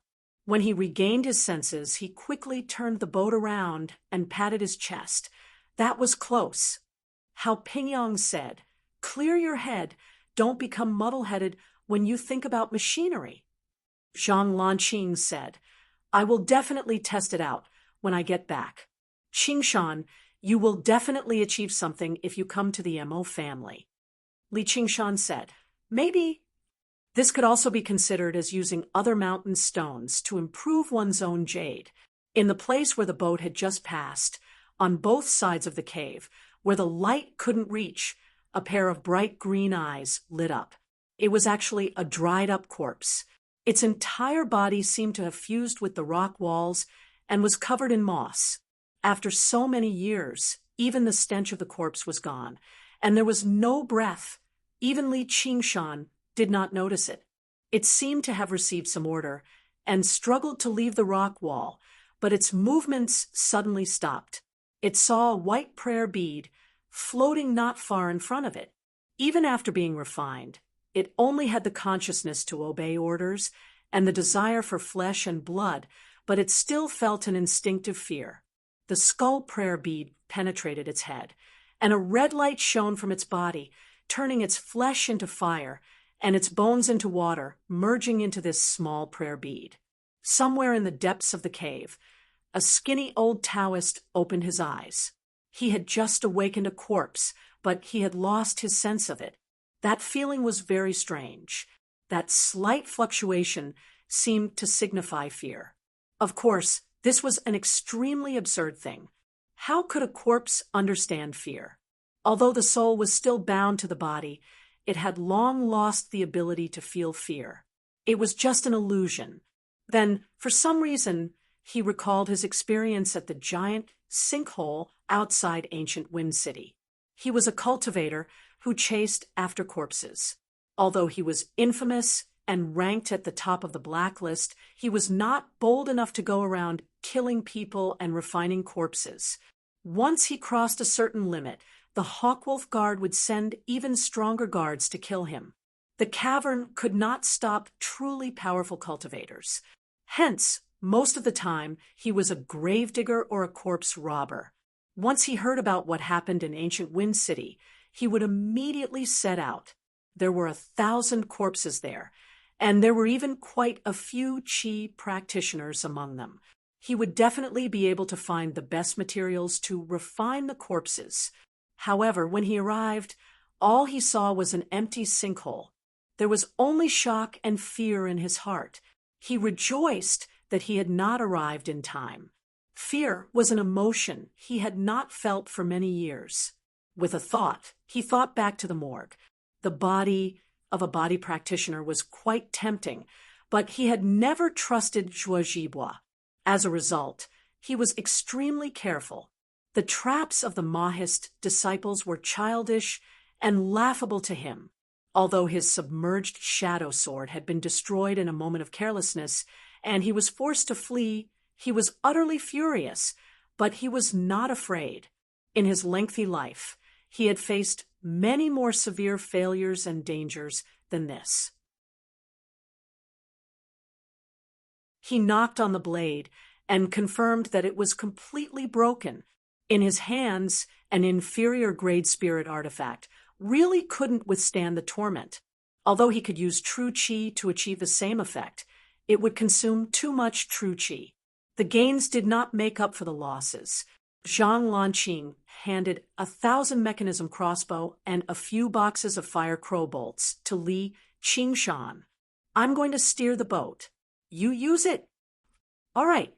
Li Qingshan took the 1,000 mechanism crossbow and fired furiously at the water surface, blowing up 7 or 8 floating corpses. He had learned archery before, and his accuracy was better than Jin Yuan and Jin Bao's, earning him a few praises. Li Qingshan suddenly felt a gaze on him. He turned around and saw Little and looking at the 1,000 mechanism crossbow with anticipation, no longer looking at the oars. "Try it." Li Qingshan handed the 1,000 mechanism crossbow to her. Little and happily took it. How Pingyang hurriedly stopped him. "Don't mess around." He complained that Li Qingshan did not know the gravity of the situation. How could he give such a dangerous weapon to a child? The 1,000 mechanism crossbow was extremely powerful. If Little and lost control and fired it recklessly on the boat, it would be terrible. He extended his hand towards the 1,000 mechanism crossbow in Little N's hand, but he missed. He was stunned. Looking back, all he saw was that Little N had already arrived at the bow of the boat, shooting at the floating corpses. Her aim was extremely good too, basically killing a floating corpse with each arrow. Li Qingshan patted Hao Pingyang's shoulder.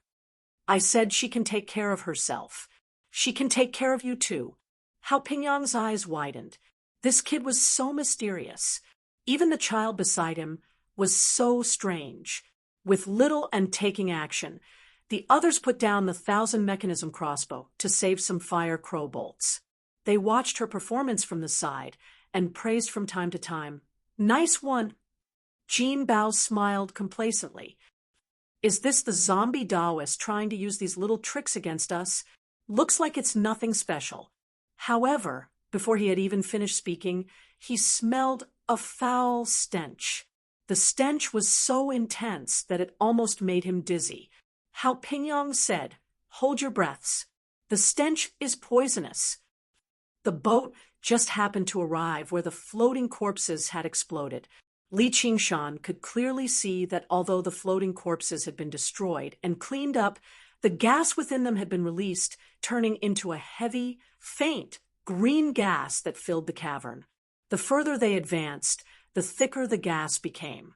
Even the lantern was unable to penetrate it. They all held their breaths in a hurry.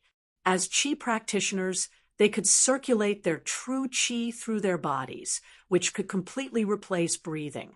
However, as the gas grew thicker, their eyes began to tear up. Even their skin felt like it was burning. Even without Hao Pingyang's reminder, they had already released their true qi to protect themselves instinctively, just as everyone was busy fending off the gas, and their vision blurred. Undercurrents surged underwater. Li Qingshan was the first to sense it. There's something underwater. Whoosh, whoosh, whoosh, whoosh. Waves surged, and cyan hands so rotten that their bones could be seen reached out from the water. They grabbed the oars, and then the railings of the ship, climbing up the ship. Heads without eyes or noses were exposed, and they let out terrifying whimpers. Just as He Isher aimed his 1,000-mechanism crossbow at the railings of the boat, a gust of wind blew over from above. He raised his head in a panic and saw a dried corpse pass through the poisonous gas, lunging towards him from the pitch-black ceiling. "There's one up there, too," Hao Pingyang bellowed. He swung his yellow dragon's cannon of devouring light and sent a dried corpse flying. Li Qingshan raised his head. Withered corpses hung from the jagged stalagmites at the top of the cavern, lunging down one after another. On the two sides of the cavern were specks of green light. Corpses broke free from the restraints of the walls, opening their withered mouths and lunging towards the boat. The quiet cavern seemed to come alive in that instant, turning into a terrifying hell. Vicious corpses littered everywhere. He Isher and the others raised their 1,000-mechanism crossbows, but they didn't know where to aim. Although they had said that they wanted to wipe away their previous humiliation, battle awareness wasn't something that could be obtained just by saying it. It required countless battles or a talent like Li Qingshan's. Clearly, they didn't have either of these things. Jin Bao pulled the trigger in a panic. He almost hit his companions, but he didn't hit a single zombie. The wind-entwining blade drew an arc of light in the air, decapitating 2 dried corpses. Li Qingshan said, "I'll deal with the ones above. You guys crouch down and focus on dealing with the ones underwater." They hurriedly crouched down. Needless to say, Hao Pingyang raised his cannon and sent the zombies leaping towards them flying. Before they could even stabilize themselves, shrill screams came from the bow of the boat, rapidly approaching. Chapter 174. The massive corpses, slowly floating on the water, suddenly spat out poisonous gas and shot out of the water with astonishing speed. They flew into the darkness of the boat. He Isher's mouth was agape, and the 1,000-mechanism crossbow in his hand drooped down. Terrifying corpses filled the space around him, making him feel like he was trapped in a terrifying hell. Even though they were the proud sons of heaven from the 100 schools of thought, it was clear what would happen to them if they were dragged into the water. Hao Pingyang roared as he swung the yellow dragon's cannon of devouring light at the floating corpses, but he was unable to send them flying. The corpses exploded, releasing large amounts of poisonous gas and spewing out dark green corpse fluid. With a sizzling sound, the fluid splashed onto the deck of the boat, causing white smoke to rise. It landed on Hao Pingyang's face. Although it was blocked by his xinqi, he still cut a sorry figure. Bang, bang, bang. Corpses exploded on the boat, one after another. A thick, poisonous fog completely enveloped the boat, making it impossible to see beyond a foot. All one could hear were the moans of the corpses echoing through the cavern. Losing his vision, Jin Bao panicked. He shouted, "Brother, brother!" It was as if he was the only one left in this terrifying hell. He roared and shot into the water, instinctively releasing his junshi to block the attacks from all directions. The boat was too small, and the puppets could not move at all. Whoosh, whoosh, whoosh, whoosh, whoosh. The fire crow bolts ran out in an instant, disappearing into the fog. Most of them shot into the water, exploding and kicking up even more ferocious waves. The boat seemed to be sailing in a stormy sea, but it just couldn't move a single step. Countless corpse hands held the boat firmly in place, climbing onto the side of the boat and dragging it into the water. Not good. The boat is sinking. Jin Bao shouted in panic. At this moment, an extremely withered corpse hand suddenly pierced through the fog and grabbed his hand. Ha! Jin Bao screamed and retreated, knocking into someone. Although the corpse hand was blown away with a burst of shinshi, his mind was not so easy to calm down. Holy Church in the thick fog, Jin Yuan heard his little brother scream and also shouted, "Jin Bao, what happened to you?" Jin Bao panted as he tried his best to lower his head. The yellow dragon's cannon of devouring light buzzed above his head, stirring up a gale that did nothing to disperse the mist. Instead, it grew thicker and thicker. "Oh no, my true chi is about to run out." Isher's tone changed. He no longer had the heroic spirit he had before he set off, amidst the poisonous gas. Not only did he have to release his junshi to protect every inch of his skin, he also had to slap away the attacks of the corpses from time to time. The other four were silent, and Zhao Lanqing was dumbstruck. How Pingyang wielded the yellow dragon's devouring cannon like a flaming wheel, repelling all the zombies that attempted to board the ship. Li Qingshan wove a web of blades with his wind-entwining blade, dicing up all the corpses that fell down from above. He felt extremely helpless over the performance of his teammates. Although the water corpses were terrifying, they were nowhere close to the zombies in the morgue. As long as they were prepared, even the masters of the Jianghu could deal with them. The zombie Taoist had successfully used the geographical advantage to unleash his full strength, dealing a mental blow to their minds and depleting their true chi. Even though he was not a strategist, he was a tactician. It was possible to imagine what the outcome would be if the submerged shadow sword were still around and they launched a sneak attack in the mist. Li Qingshan touched his talisman pouch, but then he smiled and pulled his hand back. He called out to Zhang Lanqing, "Prepare to set off." Zhang Lanqing returned to his senses. "What?" Little and was expressionless, but he moved as nimbly as a monkey. He snatched the 1,000-mechanism crossbow from Jin Bao's hands, and with 2 clicks, he loaded a new box of fire crow bolts into it. He spread out his arms, and the crossbow spat out bolts. He spun around, and the fire crow bolts formed a circle, brushing past everyone's hands and feet, landing on the water corpses on the side of the ship with great precision. Boom, boom, boom. A series of intense explosions sounded out, kicking up waves of air and water that knocked the ship off the surface of the water. Zhang Lanqing called out. He channeled all of his shinshi into the ship, and a stream of air spurted out from the stern. It took off and charged out of the poisonous mist.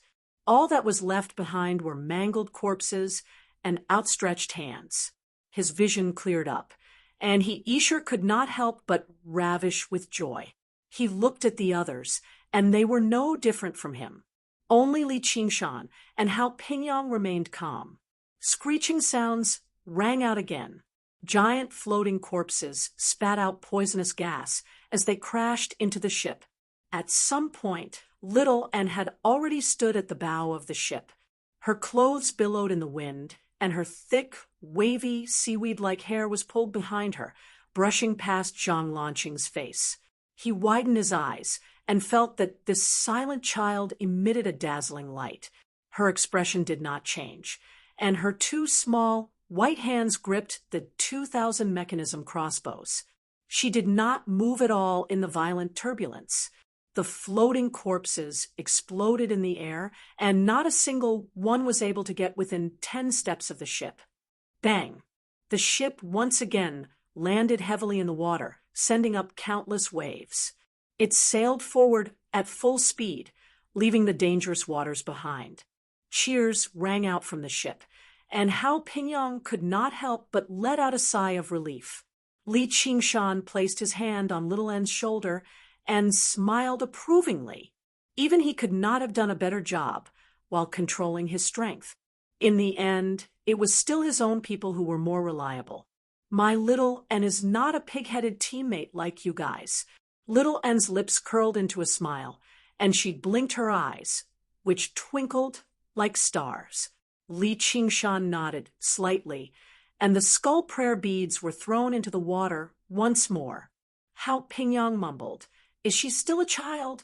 Even as a sixth-layer Qi practitioner, he did not have a better performance. Of course, his position was not that of an ordinary sixth-layer Qi practitioner. The explosive power of the Yellow Dragon's cannon of devouring light was enough to kill any sixth-layer Qi practitioner, and its killing range was extremely long. It was an even more frightening weapon than ordinary flying swords, but it was not suited for close combat. Li Qingshan shrugged. "Those behind you are the ones who are more like children." Before he could speak, Hao Pingyong's spittle flew everywhere as he cursed, "You bastards, and you still say you want to wash away your shame? Wash my ass. You can't even compare to a child. I think the three of us together will be much safer than with you guys." They looked at each other, and then lowered their heads, unable to say anything. Little N reluctantly returned the 1,000 mechanism crossbow to Jin Bao, and handed the other to Zhang Lanqing. She felt that this trip was very interesting, more interesting than Jiaping City. At least shooting zombies was much more fun than stabbing ants. If Hao Pingyong and the others knew that their bitter battle was just an interesting shooting game to her, they would definitely be shocked. But compared to the dangers that Li Qingshan and the others had experienced, this was truly at the level of a game. There was no danger to speak of. Zhang Lanqing said, "I'll give it to you. I still have another one. This is a spare." Zhang Lanqing wanted to rub Little N's head, but Little N dodged. He did not feel embarrassed, and smiled as he rubbed his own head. Jin Bao gritted his teeth. "I'll give you mine too." He was indebted to Li Qingshan and Little N for helping him twice, but he had no way to repay them. Seeing Zhang Lanqing's generosity, he could not bring himself to do this at his young age. Moreover, this thing in his hands was completely different from when it was in the child's hands. Now that Little N held the 1,000 mechanism crossbow, he felt more at ease than when he held it himself. His life seemed to be more secure.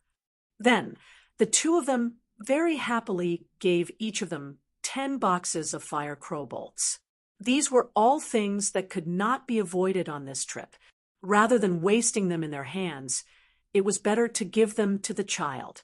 Li Qingshan thanked Little N on his behalf. These 2,000 mechanism crossbows were truly powerful weapons. An ordinary third or fourth layer Qi practitioner could pose a threat to a Qi practitioner 2 or 3 layers above them. Moreover, it consumed very little true Qi. This kind of effect was not something an ordinary low-grade spirit weapon could compare to. It was worth at least a few hundred Qi gathering pills. Little N lowered his head and played with the 1,000 mechanism crossbow. This crossbow's design was extremely intricate. Who knew how many parts it was made of? Although it was made of wood, it was as heavy as steel. In reality, Li Qingshan had still underestimated the value of these 2,000 mechanism crossbows.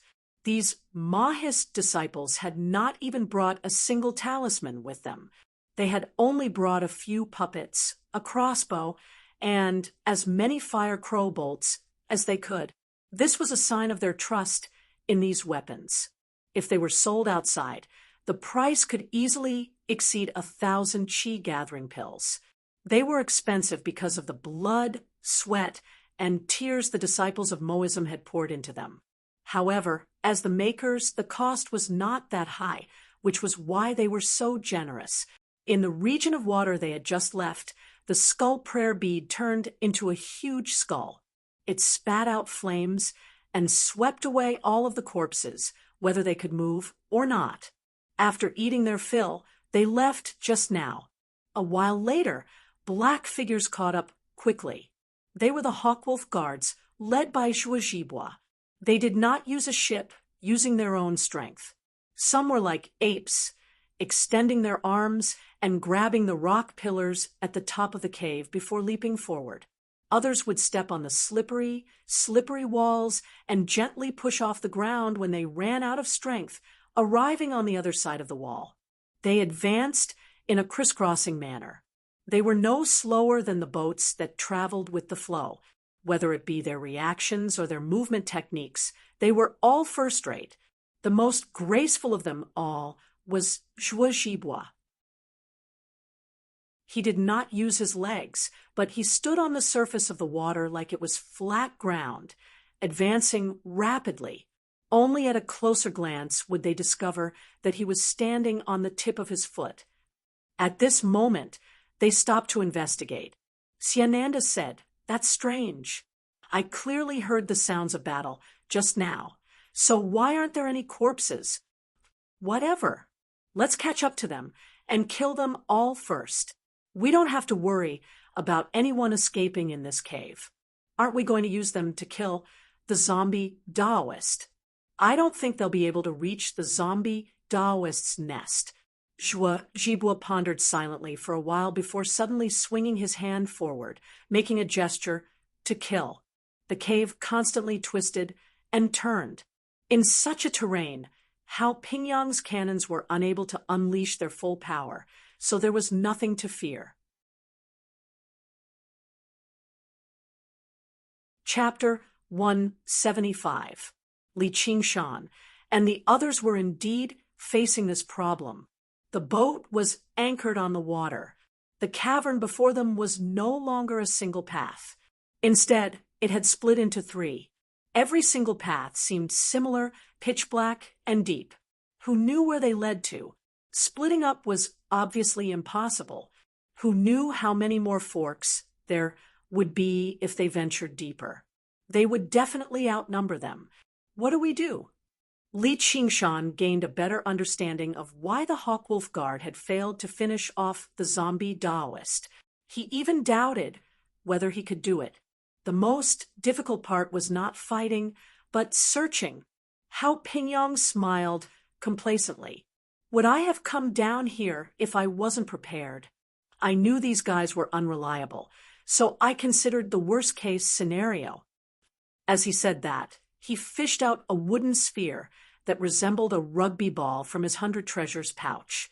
Afterwards, he turned the mechanism at the top, and with a series of creaks, many tiny holes appeared on the sphere. It was like a beehive. With a buzz, a swarm of tiny insects flew out of the beehive, but they were not bees. Instead, they glowed like fireflies. Little An's eyes lit up again. He extended his hand and grabbed one, only to discover that it was not a real insect. Instead, it was an extremely intricate mechanical insect. There was a green gem on its tail, and every single one of them seemed like a fine piece of art. Li Qingshan asked, "What are these?" Hao Pingyang said, "You'll know once you see." Under his control, the swarm of insects split into 3 groups and flew into the 3 caverns. Hao Pingyang then turned the top of the beehive, and the tip shone with green light, forming a ball in the air. There was a huge speck of light and countless smaller specks of light in the ball of light. The tiny specks of light split into 3 groups, all starting with the huge speck of light. They left behind 3 twisting paths in the ball of light. At a closer glance, they were 3 caverns of different shapes. They actually formed a 3-dimensional map in the ball of light. Li Qingshan immediately understood their use. He praised the wonders of Ma's techniques once again. Afterwards, the specks of light began to split up, leaving behind even more paths and creating an even more detailed map. Hao Pingyong said, "I found it in the storehouse. It's a puppet specially used for searching and drawing. Everyone, rest up and catch your breath. Once we find the zombie Taoist nest, we'll set off." "Senior brother is wise indeed," Jin Bao praised. Everyone sat down, took some pills, and harmonized their auras. Hao Pingyong, on the other hand, focused on controlling the puppet insects. After a while, a mechanical insect probed out of a cave that had traces of human carvings. Then, the mechanical insect was destroyed by something and lost all sense of it. Annoying bugs. A withered hand crushed the insect. The zombie Taoist rubbed the stone coffin beside him like he was touching the face of his lover. "Don't fret. There'll be fresh blood very soon. It'll all be the blood of Qi practitioners." Li Qingshan pointed at the ball of light. "Looks like it's here." Zhang Lanqing and the others also revealed excited expressions. The goal of this trip was right in front of them. Hao Pingyong said, "Once we summon the mechanical insects back, we'll set off." When the last mechanical bug returned to the beehive-like wooden sphere, Hao Pingyong got up. He was just about to give the order to set out, but he suddenly frowned and looked towards the cave behind him. Li Qingshan said, "Looks like I can only send you here." At the end of the day, he still had to deal with his own matters. After clashing with Zhuozhibwa twice, he could not do it a third time. It was time to put an end to it. Zhang Lanqing said, "What?" Afterwards, he sensed the powerful aura from the cave, as well as the sharp killing intent. His heart skipped a beat. He, Isher, and the other 2 sensed the determination to kill, and their expressions changed as well. They could not help but look at Li Qingshan.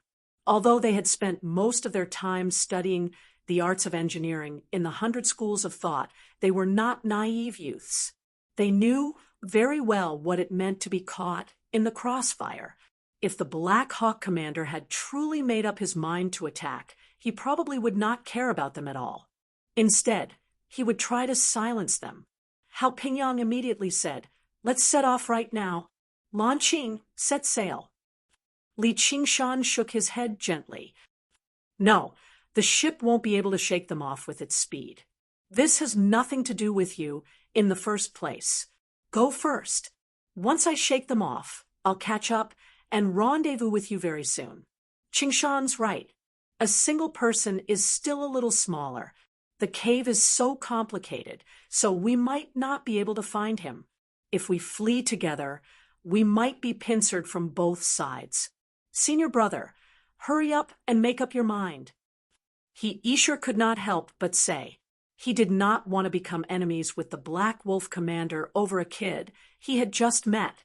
Not only would there be no benefits, but it would even lead to life-threatening danger. The zombie Taoist had lost the submerged shadow sword, and his ambush had been destroyed. He was extremely weak now. Even without Li Qingshan, they were confident they could take him down. As for the even darker thought in his head, he did not even bother to think about it carefully. If Li Qingshan was gone, then there was no need to split the 30%. Hao Pingyong said, "Then let's fight." However, apart from Zhang Lanqing, who stood up nervously, no one else responded. The aura grew closer and closer. Jin Bao said, "Qingshan, you can leave Little and here for now. We'll take good care of her." Little and wielded 2,000 mechanism crossbows. She was extremely powerful, and she did not need to split the loot either.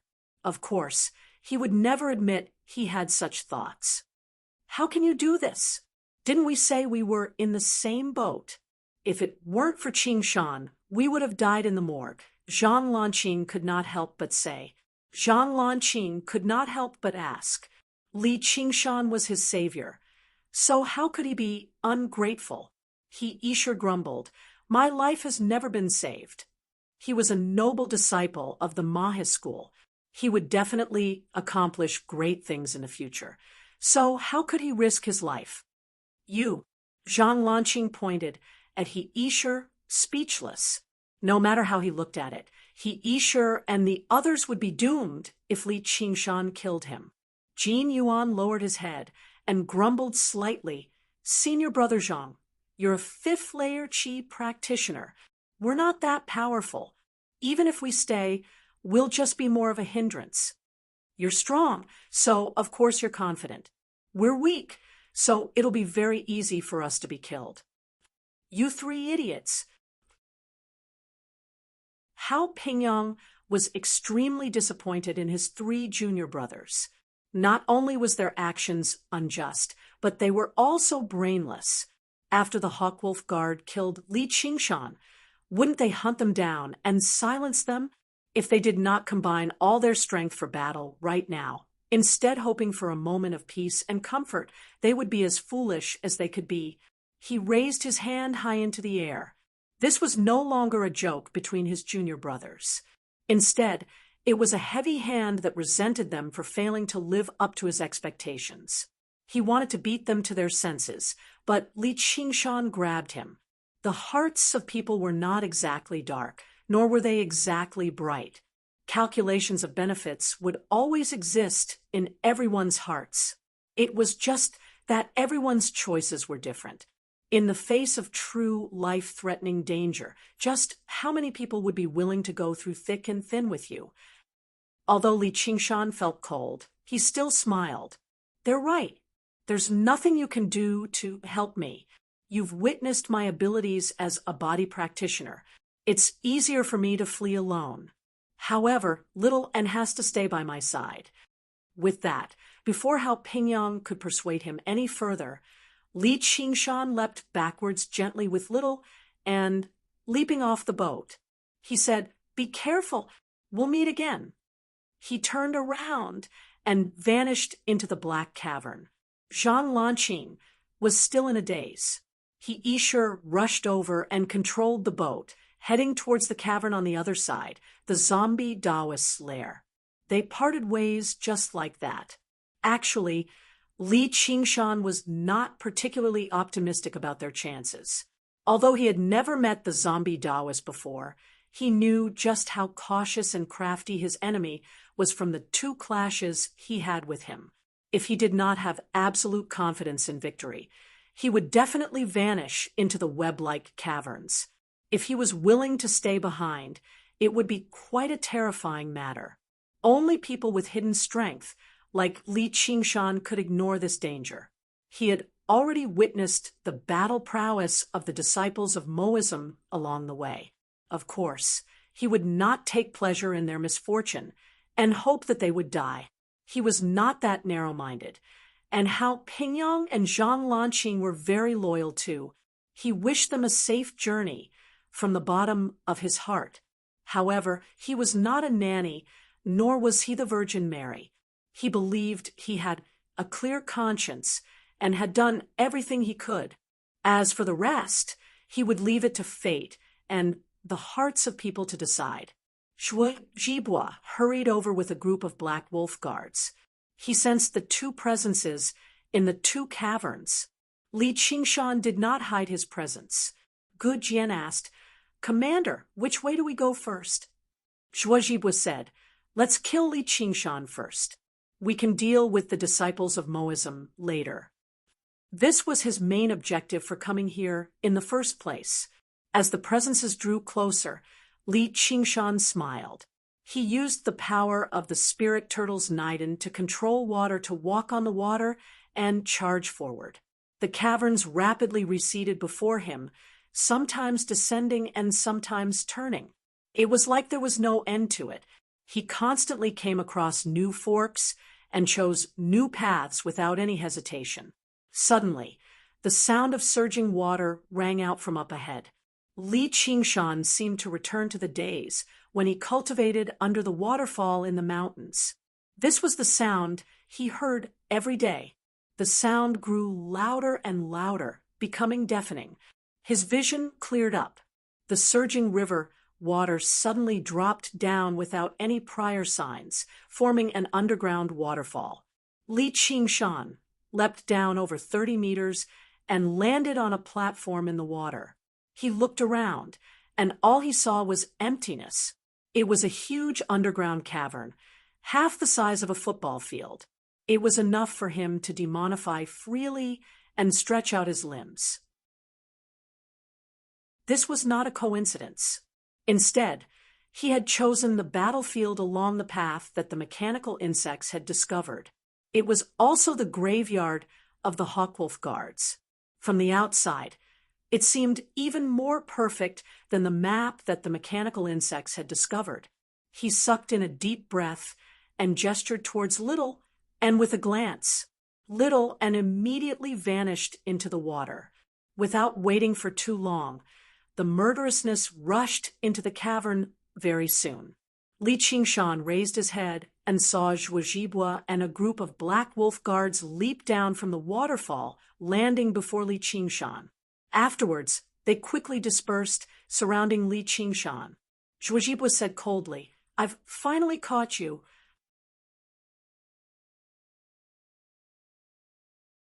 Chapter 176. In the gloomy depths of the earth, the sound of a waterfall rang out endlessly. The underground river surged down, gathering into an underground lake in the large cavern. A small island protruded from the center of the lake. Swoosh! Zhuozhibua and the 7 Black Wolf guards surrounded Li Qingshan in the center of the island. Every single one of them sneered. Gu Jian said, "Don't tell me this kid has lost his mind from fright. Don't waste your breath on him. Hurry up and kill him." A Black Wolf guard said impatiently. Xiananda said, "Yeah, Commander, we still have to chase after those Mahist disciples." "I have my plans." Zhuozhibua seemed to enjoy this feeling very much. He raised his hand to signal the Black Wolf guards to quiet down.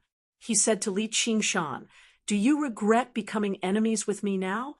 If you had come to Jiaping and behaved a little more politely, I wouldn't have to kill you, right? If you're willing to kneel and beg me right now, I might spare you." The absolute mental advantage he felt when he faced weaker enemies always made him feel very comfortable. Li Qingshan lowered his head and looked at the insignia on his Black Wolf uniform. The insignia on this is a wolf, not a dog. Seeing how the 7 Black Wolf guards were furious, he raised his hand. "Don't be angry. There's nothing wrong with being a powerful person's dog, but I just don't like it." A cold glint flashed across Zhuozhibua's eyes. With a casual wave of his hand, the sharp knife was once again held in his palm. "Before I kill you, I have a few things to ask you. If you are willing to answer honestly, I will let you die a little more painlessly. Don't worry. You don't need to say anything. I'll give you a painless death," Li Qingshan interrupted with a vicious smile. The fangs in his mouth seemed particularly long. Zhuozhibua suddenly felt a powerful, terrifying demon chi erupt from Li Qingshan, kicking up a whistling gale in the cavern. The Black Wolf guards raised their hands in fright as they stared at Li Qingshan in disbelief. Li Qingshan tore off his Black Wolf robe, revealing his sturdy chest. His bronze-colored skin gradually darkened, and there was a hint of steel luster. His eyes lit up with 2 red lights, and his black hair turned scarlet, draping over his shoulders. It continued to grow downwards 3 feet, 5 feet, 7 feet, but no matter how hard he tried, he could not touch the ground. His aura also continued to rise until it reached the peak. Li Qingshan looked down and said to himself, "It seems to have grown taller again." The medicinal pills he had eaten these days were not in vain. His height was about 27 feet, and he was about to break through the 3-foot mark. Standing there, He was much taller than a two-story building. His body seemed to be cast from black iron, and he exuded an immovable might like a mountain. Zhuozhibua's eyes widened. He said in disbelief, "You're a demon. That's impossible." Li Qingshan had only joined the Hawkwolf Guard after being examined by Wang Puxi and Gu Yenying. With their cultivation, how could they not discover Li Qingshan's true body? However, he suddenly remembered that the important figure of the Rui commandery possessed the bloodline of demons in the first place. However, because her bloodline was just too sacred in Great Xia, even more noble than many of the royal clans, many people often forgot about this. Was this part of her scheme? From a certain perspective, his guess was not wrong, but it was not some scheme. Instead, it was just a misunderstanding. He sighed for a moment, but it was all of a sudden. If Gu Yenying wanted to set up some scheme, even the current Li Qingshan did not have the right to be a part of it. "Commander, what do we do?" Gu Jian said in a panic. He could clearly sense that Li Qingshan only needed to extend his hand right now, and he could crush him to death. When he thought about how he had always provoked something as terrifying as this, he felt a lingering fear. "I understand now. That's how you killed Zhao Liangqing and Qian Yannian." As Zhuozhibua said that, he had already stabilized his mind. Li Qingshan was not the demon general he originally believed him to be. Although he could assume a human form, he was only a 6th or 7th layer qi practitioner. He was not completely invincible. Li Qingshan suddenly understood why the great antagonists in stories would always spout nonsense, including Zhuozhibua from earlier. It was because the feeling of power that came from grasping the situation in one's hands was just too great. It was easy for him to think clearly. However, with so many counterexamples before him, he still had to hold back his emotions. He said with a deep metallic voice, "You've guessed correctly."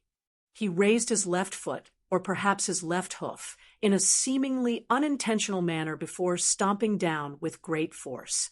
The sacred hall, his innate ability, the ox demon tramples. "Jump!" Zhuozhibua was the first to sense that something was amiss. He leapt into the air. Most of the other Black Wolf guards were veterans of the Jianghu, so their reactions were not slow either. True qi surged from their feet, and they all shot into the air like rockets. Only a 3rd layer qi practitioner Black Wolf guard reacted a little slower. Just when he wanted to leap up, the shock wave had already reached his feet and spread through his entire body. Several hundred of his bones immediately shattered, and his skin became riddled with cracks.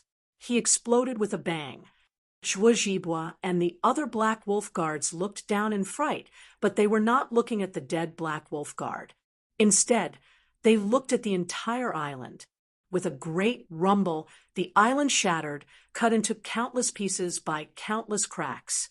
At the center was the bottom of Li Qingshan's right foot. The lake water surged violently, swallowing the rock and soil. Li Qingshan crushed the island with a single stomp, sinking it. It formed several hundred vortexes of various sizes. Li Qingshan stood on the waves, gazing up between the vortexes with his scarlet-red eyes. Zhuozhibua gripped his dagger firmly. What kind of terrifying power was this? It was not something a regular demon possessed. If he was no different from regular demons, why would Li Qingshan need to practice the ox demon's fist of great strength? With his recent days of cultivation, he was close to breaking through to the 2nd layer of the ox demon's fist of great strength. He could feel his strength grow by leaps and bounds again, although the ability became more difficult to practice and required more and more resources. The power it brought was greater and greater, little and hid at the bottom of the surging water. Her lips curled into a smile, but she was in no hurry to strike, as she could sense that Li Qingshan was currently in high spirits. He needed some release. Li Qingshan said with some pity, This move doesn't seem to be very useful. Let's try this move. He sucked in a deep breath and roared at the sky. The tiger demon's slaughters howl. The sound waves shook up the surroundings. The wind swept through the air like blades. It was countless times more powerful than the wind blades from the wind-entwining blade. Jibo's expression changed. Oh no! Before the wind had arrived, the sound had arrived. The two black wolf guards at the very front clutched their heads in pain. Their true chi had basically dispersed, and they were about to fall out of the air. However, in the next moment, they were reduced to a bloody mist by the gust of wind that followed closely behind, scattering through the air. The howl echoed through the cavern for quite some time. The other black wolf guards barely managed to return to their senses from the shock of the sound waves. When they saw this, their hearts completely sank. The enemy in front of them was not something that any of the enemies they had encountered in the past could compare to. As long as they were struck by it, they would be smashed into pieces and consigned to eternal damnation. It was impossible for them to even think about getting injured and escaping. Li Qingshan said, "That's not a bad move. It should be described as a good combo." The enemy had been forced into the air by the ox demon tramples. Even chi practitioners would be unable to move, so they could not dodge the tiger demon's slaughter of the tiger demon's howl. Li Qingshan was killing his subordinates wantonly in an almost experimental manner. Zhuo Zhibua was both surprised and furious, and he even felt a sliver of fear. He had never thought that a hunt he had been so confident in would actually reverse the roles of the hunter and the prey. It had become a one-sided slaughter by Li Qingshan. This kid is even more dangerous than the zombie Daoist. If I don't find a way to turn the situation around, even I'll be in danger today. Zhuo Zhibua quickly chanted an incantation. He separated his hands and pulled out a ball of fire. The flames surged into a scorching dragon of fire, illuminating the entire cavern as it let out a long roar. It lunged towards Li Qingshan with its claws and fangs. He had already used his full strength in this strike. It could not be compared to when he was in the Hawkwolf Guard. Even if he could not heavily injure Li Qingshan, he had to turn the situation around and gain the upper hand. Li Qingshan completely ignored the incoming flames. He extended his claws and grabbed the dragon's neck. The dragon's roar came to a halt. Zhuo Zhibua was not surprised. Instead, he rejoiced. He practiced the Bing fire method of qi of the 5 elements.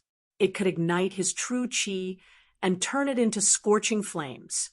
All fire techniques seemed to be assisted by a god of fire.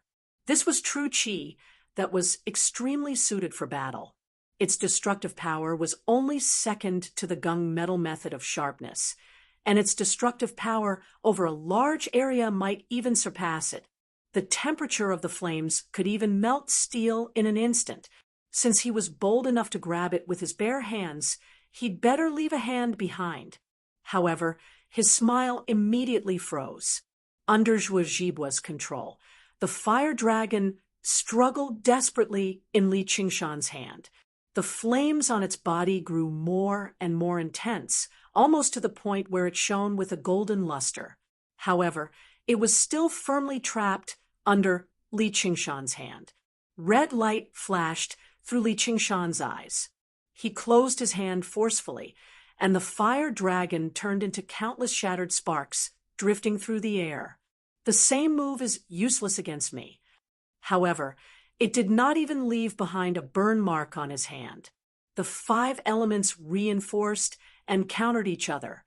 His demon chi was of the water element, so it just happened to suppress fire. The demon chi of demons completely surpassed the true chi of humans in terms of quantity, so extinguishing Zhuo Zhibua's flames was nothing difficult. The 4 remaining Black Wolf Guards used this opportunity to launch their full-powered attacks. They knew they were facing death, so every single one of them used their full strength. Low-grade or even mid-grade talismans turned into flames, wind blades, and lightning as they shot towards Li Qingshan. Li Qingshan said, "Spirit turtle's profound shell." A faint, blue barrier of light protected him. Not a single attack managed to penetrate the spirit turtle's profound shell and reach him. All of the Black Wolf guards despaired. How were they supposed to defeat an enemy that they could not even touch? Zhuo was filled with regret. He did not have any irreconcilable grievances with Li Qingshan. If he had known this earlier, why would he have turned against him in a moment of anger? Gu Jian called out, "Commander, let's retreat. The turtle shell is quite effective, but I wonder if it can block the assassination of a mid-grade spiritual artifact." Li Qingshan muttered to himself. He raised his head and looked at Zhuo, waiting to continue experimenting with his moves. However, Zhuo ordered firmly, "Retreat."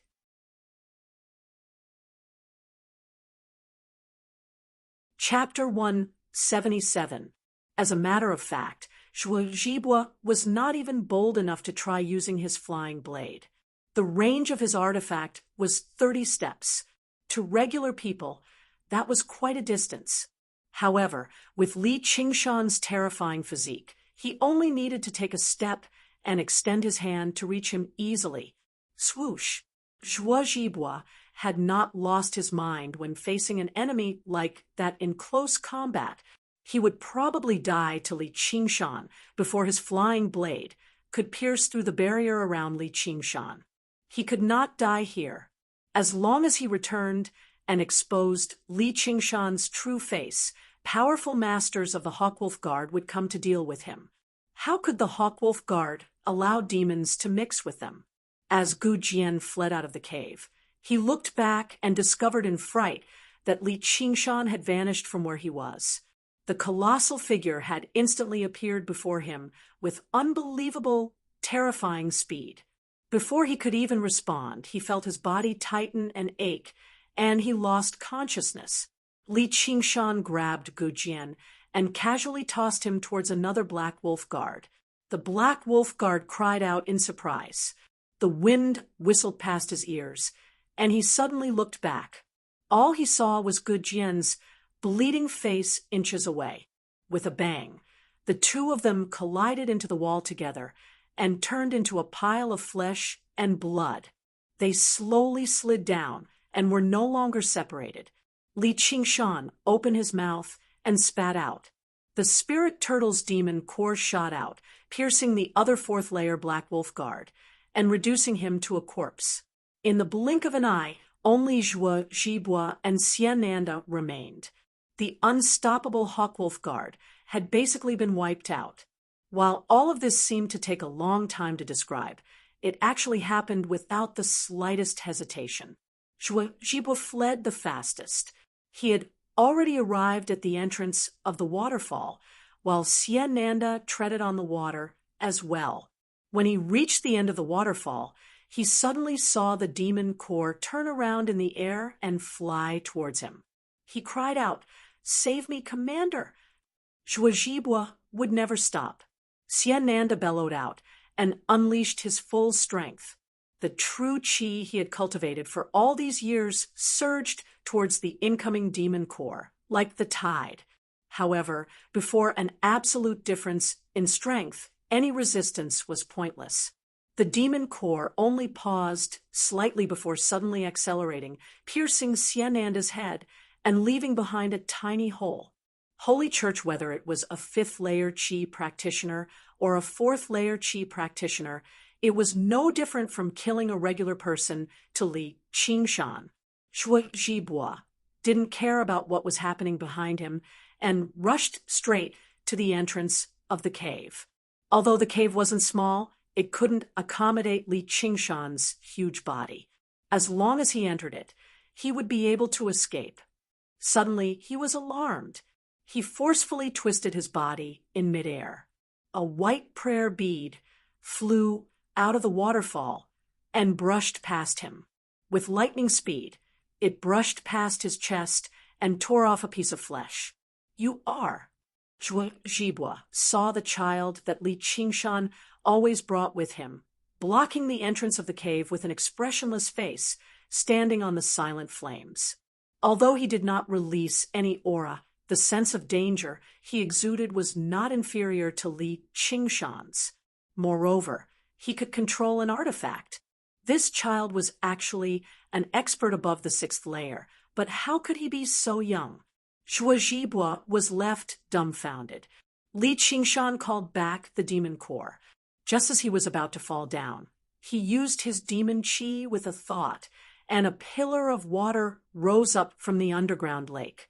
It lifted up Li Qingshan and went straight for Zhuo Zhibua. There was a wolf ahead and a tiger behind, and each one was more terrifying than the last. Within the suffocating killing intent, Zhuo Zhibua's heart almost stopped beating. At that moment, he was filled with regret. He did not have any irresolvable conflicts with Li Qingshan. If he had ignored Li Qingshan in the beginning, he would still be the authoritative Black Hawk commander of Jiaping City. He would have all the women he wanted, and he would never end up like this. However, it was already too late for regret. In this moment of life and death, Zhuo Zhibua's eyes reddened. He raised his right hand, and a flying dagger shot towards little N. If she was willing to move aside, then so be it. If she was unwilling, then he would drag her down with him, even if he had to die with her. As expected, little N did not move aside. Forming a seal with her hand, the skull prayer beads also flew towards Zhuo Zhibua. Li Qingshan called out, "Little N." He watched helplessly as the flying dagger pierced little N's chest. At the same time, the skull prayer beads struck Zhuo Zhibua's body, but they were blocked by a layer of protective true qi. They failed to pierce through Zhuo Zhibua in a single stroke, but they still sent him flying towards the waterfall. Li Qingshan's huge tiger claw carried a strong gust of wind as it clawed towards Zhuo Zhibua. Zhuo Zhibua's body lost balance, and his true qi was injured, so how could he avoid this claw? Li Qingshan immediately used all his strength, and with his unparalleled divine strength and enormous demonic aura, he crushed the layer of protective true qi on Zhuo Zhibua's body. Then he did not stop.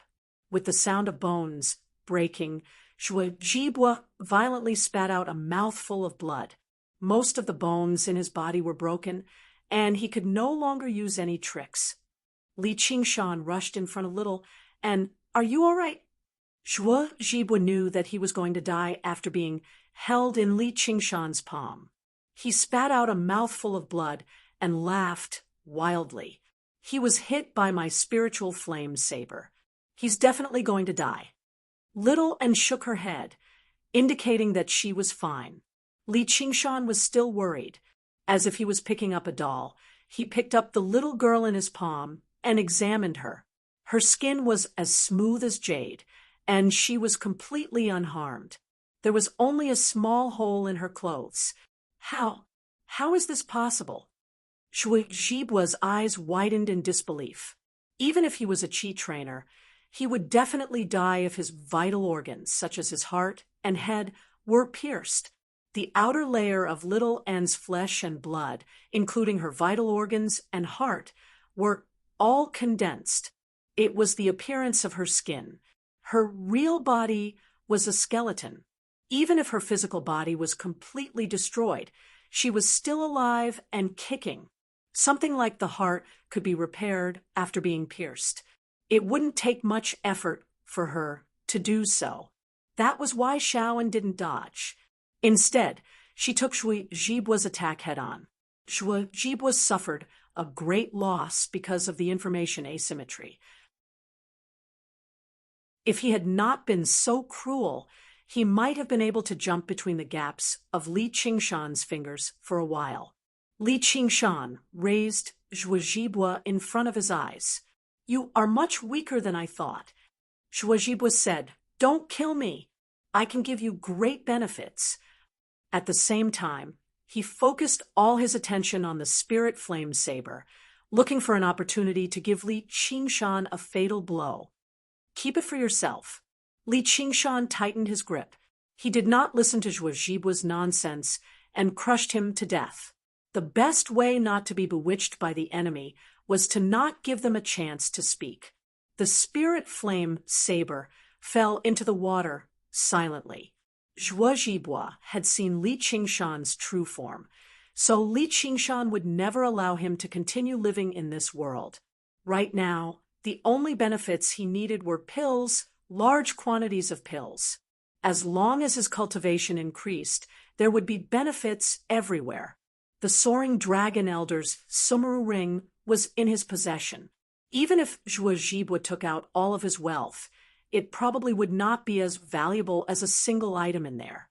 Li Qingshan found 100 treasures pouch from the bloody mess. He called out, "Little, and clear the area." Flames immediately surged over and took away Zhuo Zhibo's corpse. They did not even leave behind a single droplet of blood. Afterwards, they dispersed and devoured the corpses of all the Black Wolf guards, reducing them to the purest energy.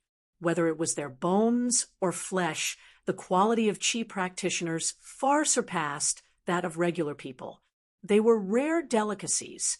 The color of the skull prayer beads became even purer.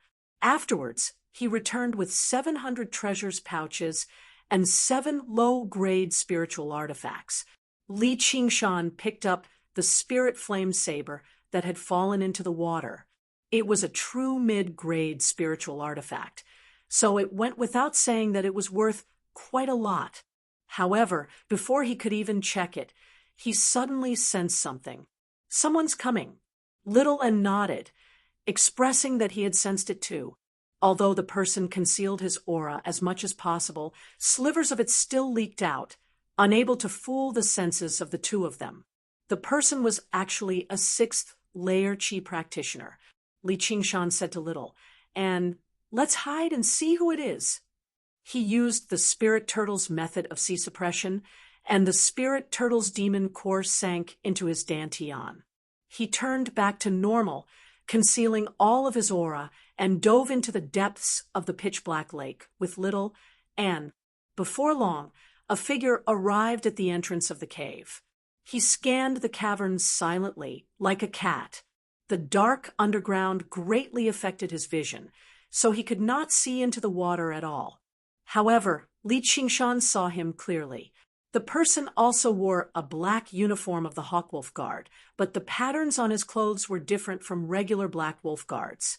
Li Qingshan immediately realized that this person was the Black Wolf commander he had never met before. He had no idea how he had ended up here. The newcomer was Lao Shishan. He had followed Zhuo Zhibo all the way here, waiting for a chance to take revenge. However, when he followed Zhuo Zhibo to the first fork, he almost couldn't tell which direction Zhuo Zhibo had gone. Only by relying on his sense of quantity did he choose the correct direction. He had only just reached the 6th layer, so he was still rather unable to control his true Qi. As a result, Li Qingshan discovered him easily. Lao Shishan widened his eyes and patrolled the cavern extremely carefully. The demon Qi he had sensed earlier was no joke. If he really did run into such a powerful demon, it would be extremely dangerous. The auras of the Qi practitioners earlier vanished one by one. As it seemed, they were probably done for. He did not want to follow in their footsteps. However, after sensing for quite a while, he found nothing in the end.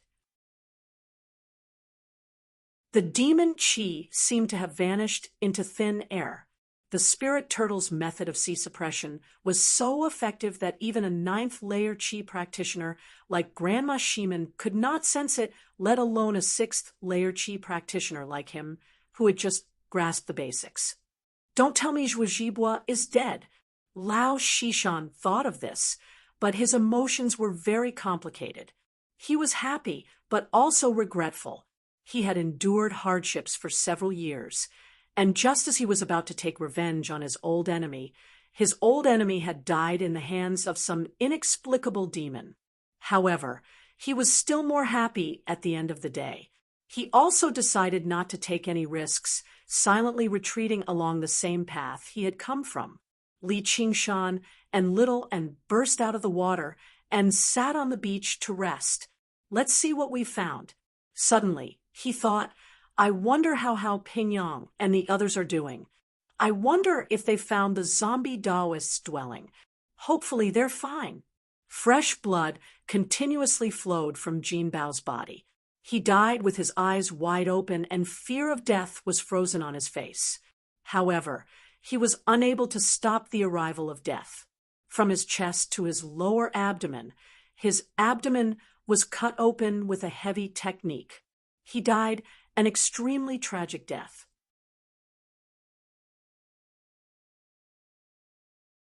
Chapter 178. Chapter 76. Iron Plate Corpse. The small boat drifted with the waves. It fell silent for a moment, and the atmosphere was rather cold. Hao Pingyang's face was completely sunken. He sat at the front of the boat, gazing into the depths of the cavern. The waves he kicked up landed on him. Zhang Lanqing furrowed his brows firmly. All he cared about was steering the boat, with his head lowered. Jin Yuan and Jin Bao both felt rather awkward and ashamed. They said nothing. He Isher suddenly said, How many years have we known each other?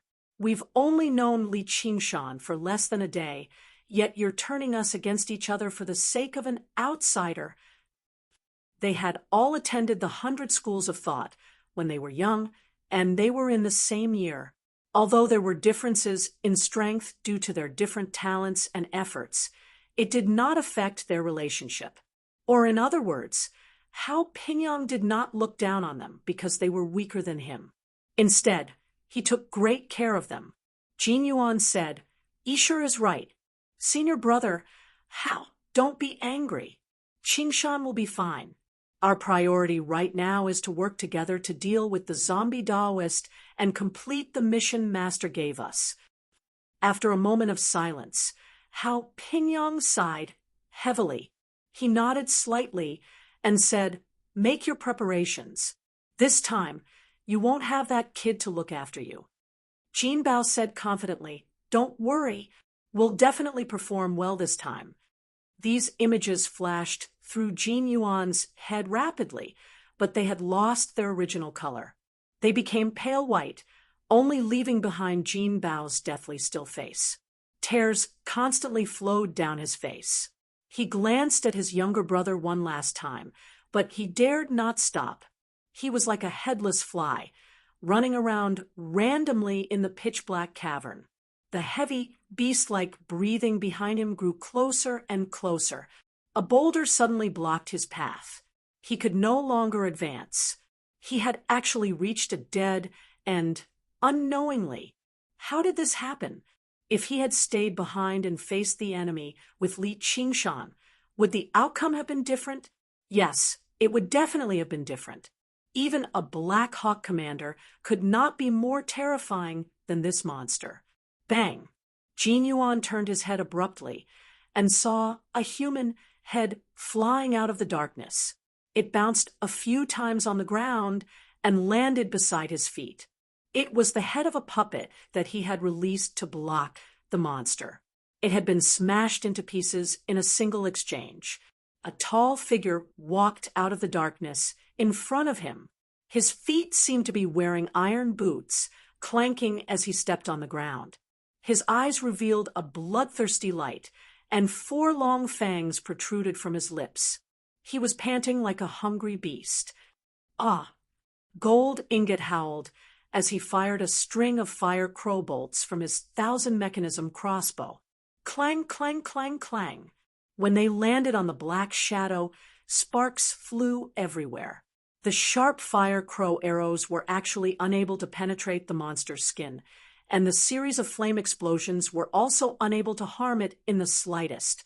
Instead, it seemed to be completely enraged as it let out a roar. In the light of the fire, the monster's body was covered with a layer of iron armor. It wasn't worn on his body, but was tightly attached to his body, covering his entire body. Every inch of his skin, even his face, was covered with half of an iron mask, making him look extremely cold and ferocious. Don't come over. Senior apprentice brother, save me. The monster leaped up and pounced at Gold Ingot like a bolt of lightning. A sharp claw stabbed into Gold Ingot's chest and lifted him into the air. Then it bit down on his neck and sucked large mouthfuls of blood. Gold Ingot struggled with all his might, constantly hammering the monster's body, but it was to no avail. His arms and legs gradually lost strength, and after twitching a few times, he fell to the ground. His last thought flashed through his mind. If I didn't run away, I could at least have died with Senior Apprentice Brother and the others. Senior Apprentice Brother, I'm sorry. Suddenly, a hurried bell rang out from the depths of the cave. The monster suddenly raised its head and carried Gold Ingot's corpse. It let out an unwilling roar and ran in the direction of the bell. The monster carried the two corpses to a wide cave, then lay down on Gold Ingot's neck and sucked his blood. The stone coffin was no longer on the platform in the cave.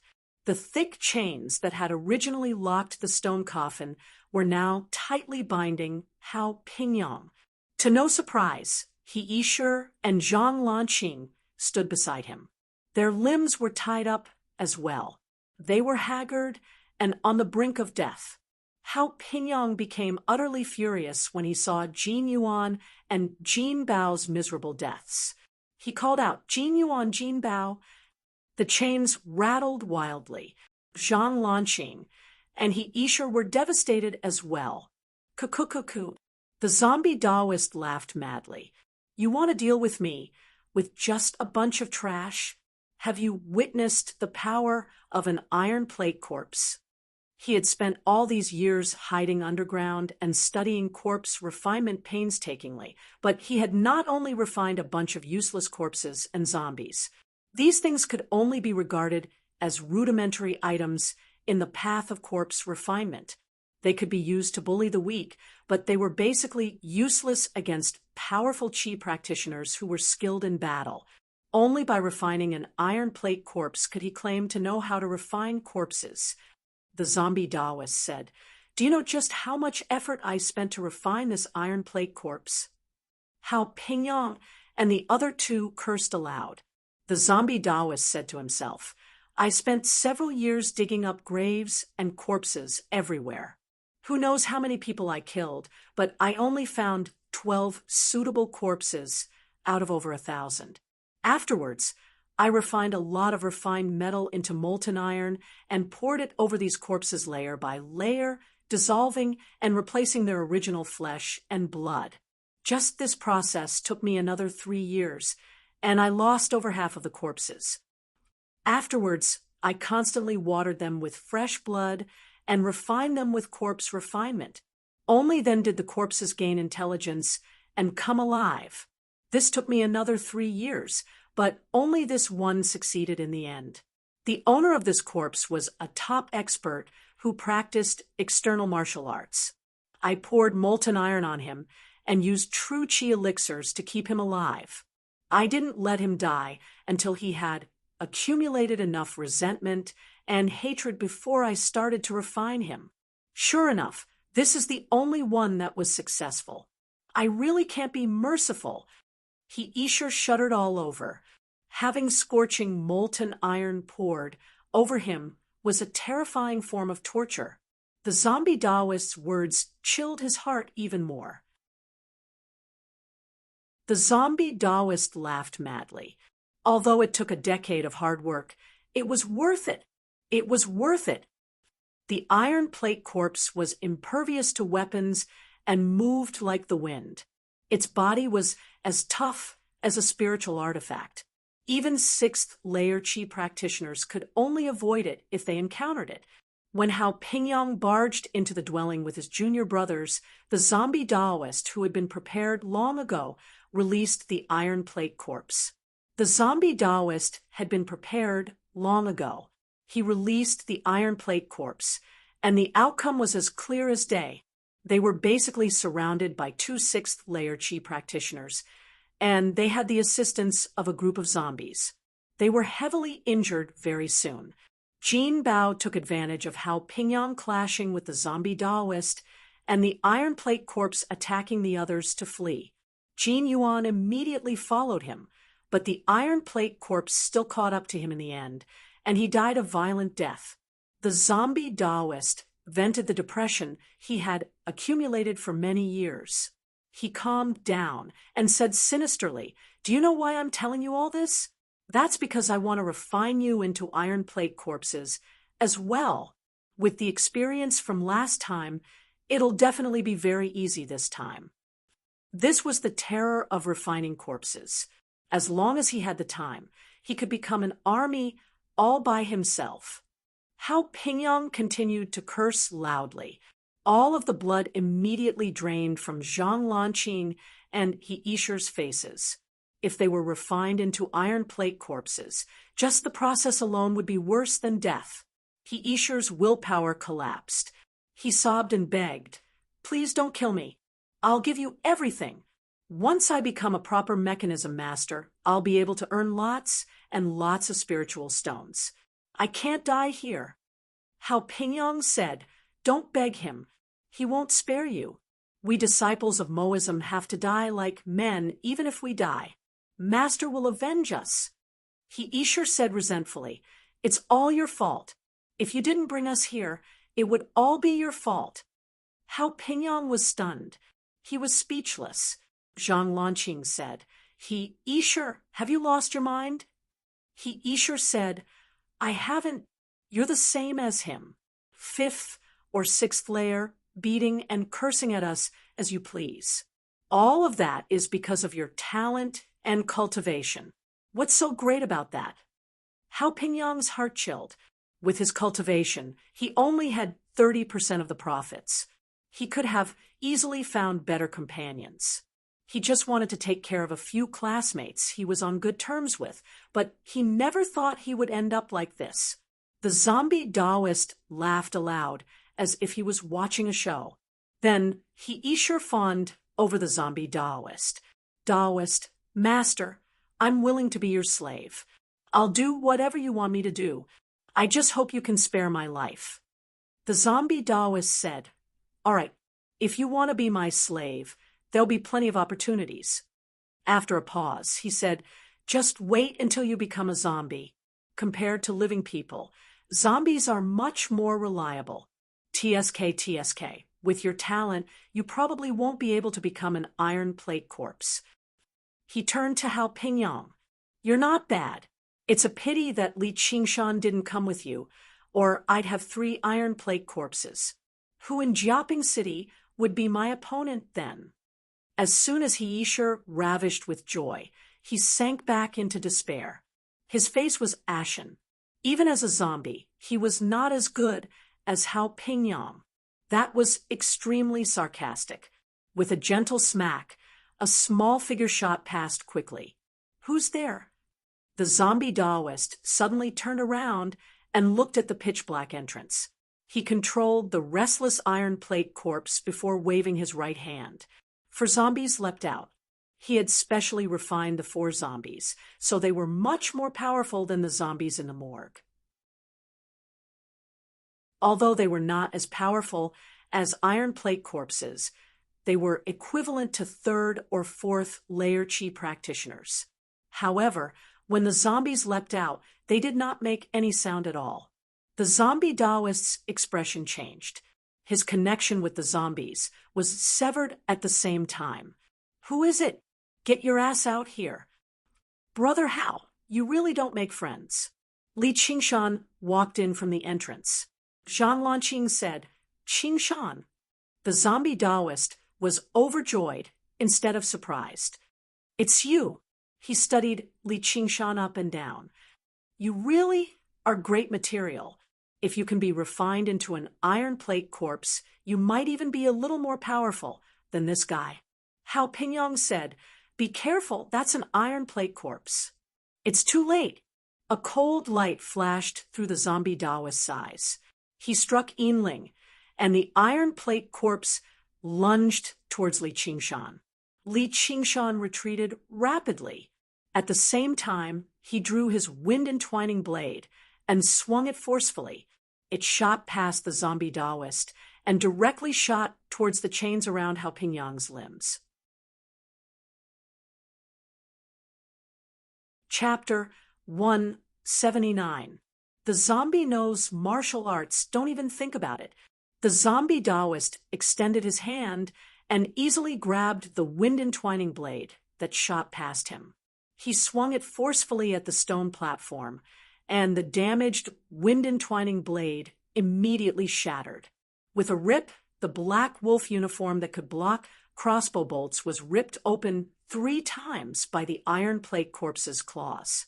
Li Qingshan was forced out of the dwelling in an extremely horrible shape. He called out, "Little N!" Clang! The crossbow's string tore through the air, producing a sharp sound. The zombie Taoist suddenly looked to the left.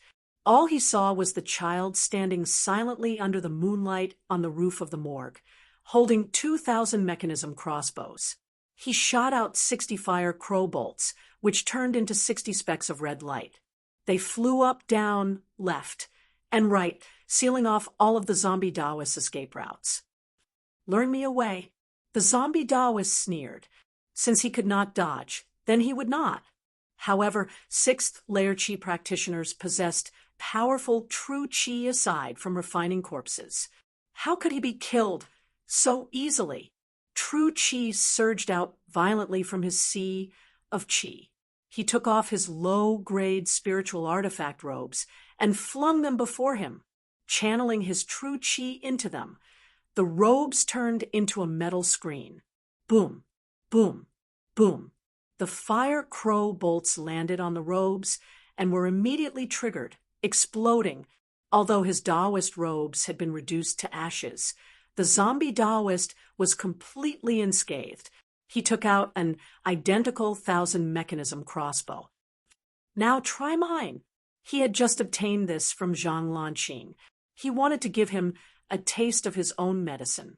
Zhang Lanqing had never thought that the weapon he had created would end up being his enemy's weapon. Little and did not block it forcefully. He retreated behind a stone pillar, and with a few clangs, a few fire crow bolts nailed themselves into the rock. They exploded loudly, blowing the stone pillar to pieces. However, Little and had vanished from behind. The zombie Taoist frowned. Suddenly, he turned the 1,000 mechanism crossbow around and aimed it at Hao Pingyang. "What are you trying to do?" He shot out a few fire crow bolts. Hao Pingyang lunged over with the broken chains in an attempt to launch a sneak attack. Little and did not think he could defeat the zombie Taoist with just the 1,000 mechanism crossbow. He wanted to use this opportunity to save Hao Pingyang. A few fire crow bolts accurately destroyed the chains.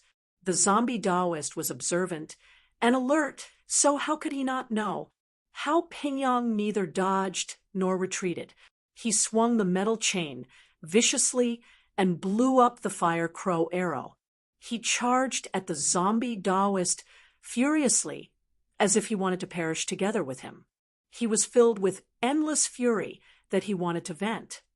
Faced with Hao Pingyang, who lunged over like a mad tiger, the zombie Taoist stood there without moving at all. He constantly fired the 1,000 mechanism crossbow, but he was extremely restrained, pausing slightly after firing 2 or 3 bolts. He was not like Jin Bao and the others, who fired them all at once. The light from the explosion flickered on his face, illuminating the sneer on his face. How could he be defeated by an enemy he had just subdued? As soon as Hao Pingyang arrived 5 steps away from the zombie Taoist, the violent fire crow arrows forcefully blasted open the chains, creating a gap. Finally, an arrow passed through the gap between the chains and shot towards his chest. Hao Pingyang tried his best to use his true Qi to block the attack, but he was also sent flying by the explosion. He fiercely crashed into the stone wall several dozen feet away, and his efforts were in vain. A Qi practitioner who had lost their spiritual artifact was like a tiger that had lost its claws and teeth, and he was a feeble tiger at that. The zombie Taoist lowered the 1,000-mechanism crossbow with contempt. Suddenly, he was alarmed and hurriedly raised his hand to protect his waist, but it was already too late. A tiny figure shot over with unbelievable speed and snatched the bell from his waist. The zombie Taoist was surprised, but he did not lose his composure. He said coldly, "Do you think you can control the iron plate corpse just because you have the bell?" The bell was only a tool to summon and control the iron plate corpse. However, what truly controlled the iron plate corpse was his own will. The bell needed to be activated by him in order to be effective. Little N turned around and rushed out of the cave. All he saw was the iron plate corpse chasing Li Qingshan everywhere. Although he had the Swift Breeze talisman to accelerate him, his black wolf uniform had already become tattered.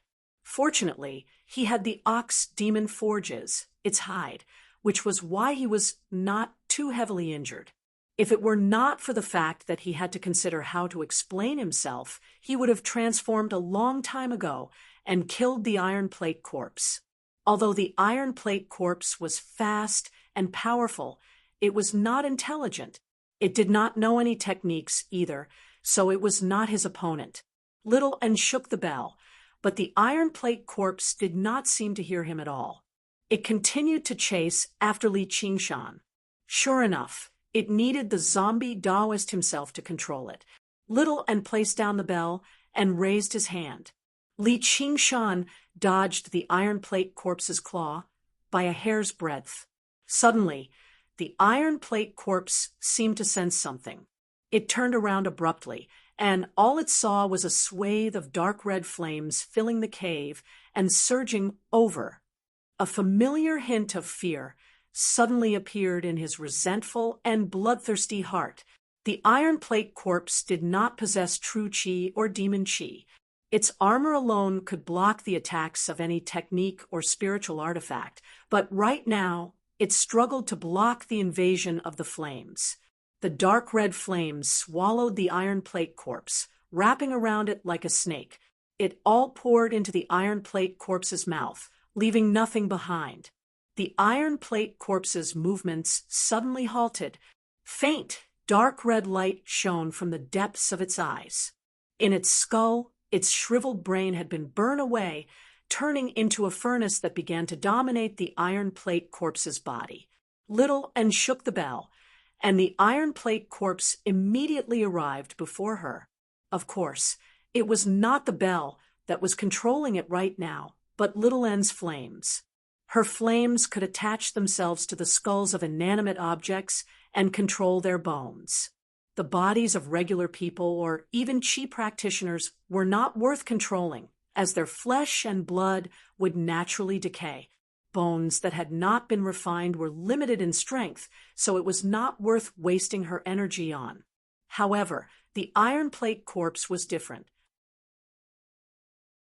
After being refined, it would not decay even after 1,000 years, and it possessed tremendous strength. It was basically like it had been prepared for her. This was the absolute suppression that high-level abilities had over low-level techniques. Their cultivations were clearly similar, but it did not even have the power to threaten her. Li Qingshan smiled. Well done. Just like that, he would have a powerful helper, and his strength would increase drastically. It would also be much more convenient for him to do anything. One of them was that he could kill the zombie Taoist in a perfectly justifiable manner. Little N copied Li Qingshan and shrugged. She smiled. In the dwelling, Zhang Lanqing and He Yisher, who had just seen hope, sank into despair once again. They believed that before long, the iron plate corpse would return with Li Qingshan and Little N's corpses, just like Jin Yuan and Jin Bao. Hao Pingyang pushed himself up from the wall with difficulty, and stared at the zombie Taoist with a sharp gaze. However, he was currently injured, and most of his true qi had been depleted. He did not have any spiritual stones or pills to replenish it either, so he posed no threat to the zombie Taoist at all. The zombie Taoist was filled with confidence, but whenever he thought of Little, and he would feel rather uneasy. Suddenly his eyes widened. His connection with the iron plate corpse had actually been severed. He immediately lost all of his composure and charged out of the cave without any regard. This was the fruit of many years of hard work. He could not afford to lose it, no matter the price. He had to take back control of the iron plate corpse. Before he had even made it out of the cave, a tall figure blocked the entrance. It was the iron plate corpse. The zombie Taoist chanted a technique in a hurry and used a technique, but all of his orders were like rocks sinking into the ocean. He received no response at all. Little and shook the bell, and the iron plate corpse swung its claws, reaching towards the zombie Taoist. The zombie Taoist was filled with disbelief. How could the iron plate corpse that he had refined for so many years be taken away so easily? If that were the case, then all the corpse refiners in the world would be dead. However, the cruel reality was right before him. He had no choice but to believe it. He had only taken out a decade of hard work to enjoy it for a while before it was forcefully taken away. This feeling was like a child he had raised after so much difficulty, only to be called father by someone else. It was so disgusting that he wanted to vomit blood. Good. How Pingyong cried out, Zhang Lanqing, and he Isher beamed as well. They did not know how to refine corpses, so they had no idea how strange it was. They only felt that Li Qingshan's luck was just too great. He had actually managed to turn the tables unbelievably. His mind was in a mess, and so was his movements. There was a flash of blood, and 4 horrific wounds appeared on the zombie Taoist's chest. However, the pain made him return to his senses immediately. He turned around and fled. Where there was life, there was hope. He already had the experience of refining the iron plate corpse. As long as he could escape, there would always be a chance for him to make a comeback. The iron plate corpse blocked the zombie Taoist's way. It raised its hand and threw a punch, compressing the air and producing a sharp whistle. The zombie Taoist blocked with his palms in front of him instinctively, but the iron plate corpse used its terrifying strength to forcefully smash through his protective true qi, sending him flying. The zombie Taoist stared at the iron plate corpse with widened eyes. It's impossible for my iron plate corpse to be so powerful. He knew exactly how much power the items he refined possessed. The current iron plate corpse was much more powerful than when he controlled it just now. This was obviously the work of Little N's pale, red flames. Her flames could turn even regular skeletons into powerful warriors, so it would obviously benefit the iron plate corpse greatly. And when the zombie Taoist controlled the iron plate corpse, all he did was issue an order, and the iron plate corpse would attack instinctively out of its thirst for blood. It did not care about any moves or how it used its strength. However, Little N was particular about it. Under the control of the flames, the iron plate corpse was basically like a clone. She could control it to make the most detailed movements. This was just like how an ordinary person had suddenly practiced inner force and understood moves. Obviously, their strength would increase drastically. Before the zombie Taoist could even return to his senses, the iron plate corpse strode over. It seemed to move with some kind of footwork, making it impossible to determine where it was attacking. It was completely different from its straightforward method of attack.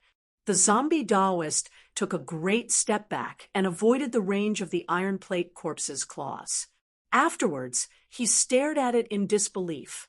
The iron plate corpse raised its leg and kicked him in the face violently.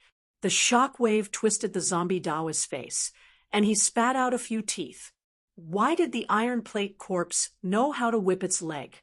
He had never heard of an iron plate corpse using its leg to attack an enemy. It had always used its claws and teeth. Before the zombie Taoist could even land on the ground, the iron plate corpse caught up and grabbed his calf. With a shoulder throw, it threw him against the ground viciously before lifting him up and throwing him against a stone pillar on the side. The iron plate corpse's movements were like that of a master of external martial arts, using brute force to overcome technique. All that was left was speed. Li Qingshan could even tell that many of the movements were imitating his ox demon's fist of great strength and the tiger demon's fist of bone forging. Little N had seen Li Qingshan practice these two-fist techniques countless times. Right now, he was using them all through the iron plate corpse. The zombie Taoist did not even have the strength to fight back. Li Qingshan sighed. Sure enough, zombies know martial arts. No one can stop them. P.S. I've accidentally dropped out of the top 40 in my monthly votes. There's not much difference between the people before me. I need to work harder. I need to work harder. I need to work harder too. The following scenes will only become more and more impressive. You're tuning in to the Mystic Fist YouTube channel. Don't forget to subscribe and join us on this journey to catch the most captivating stories.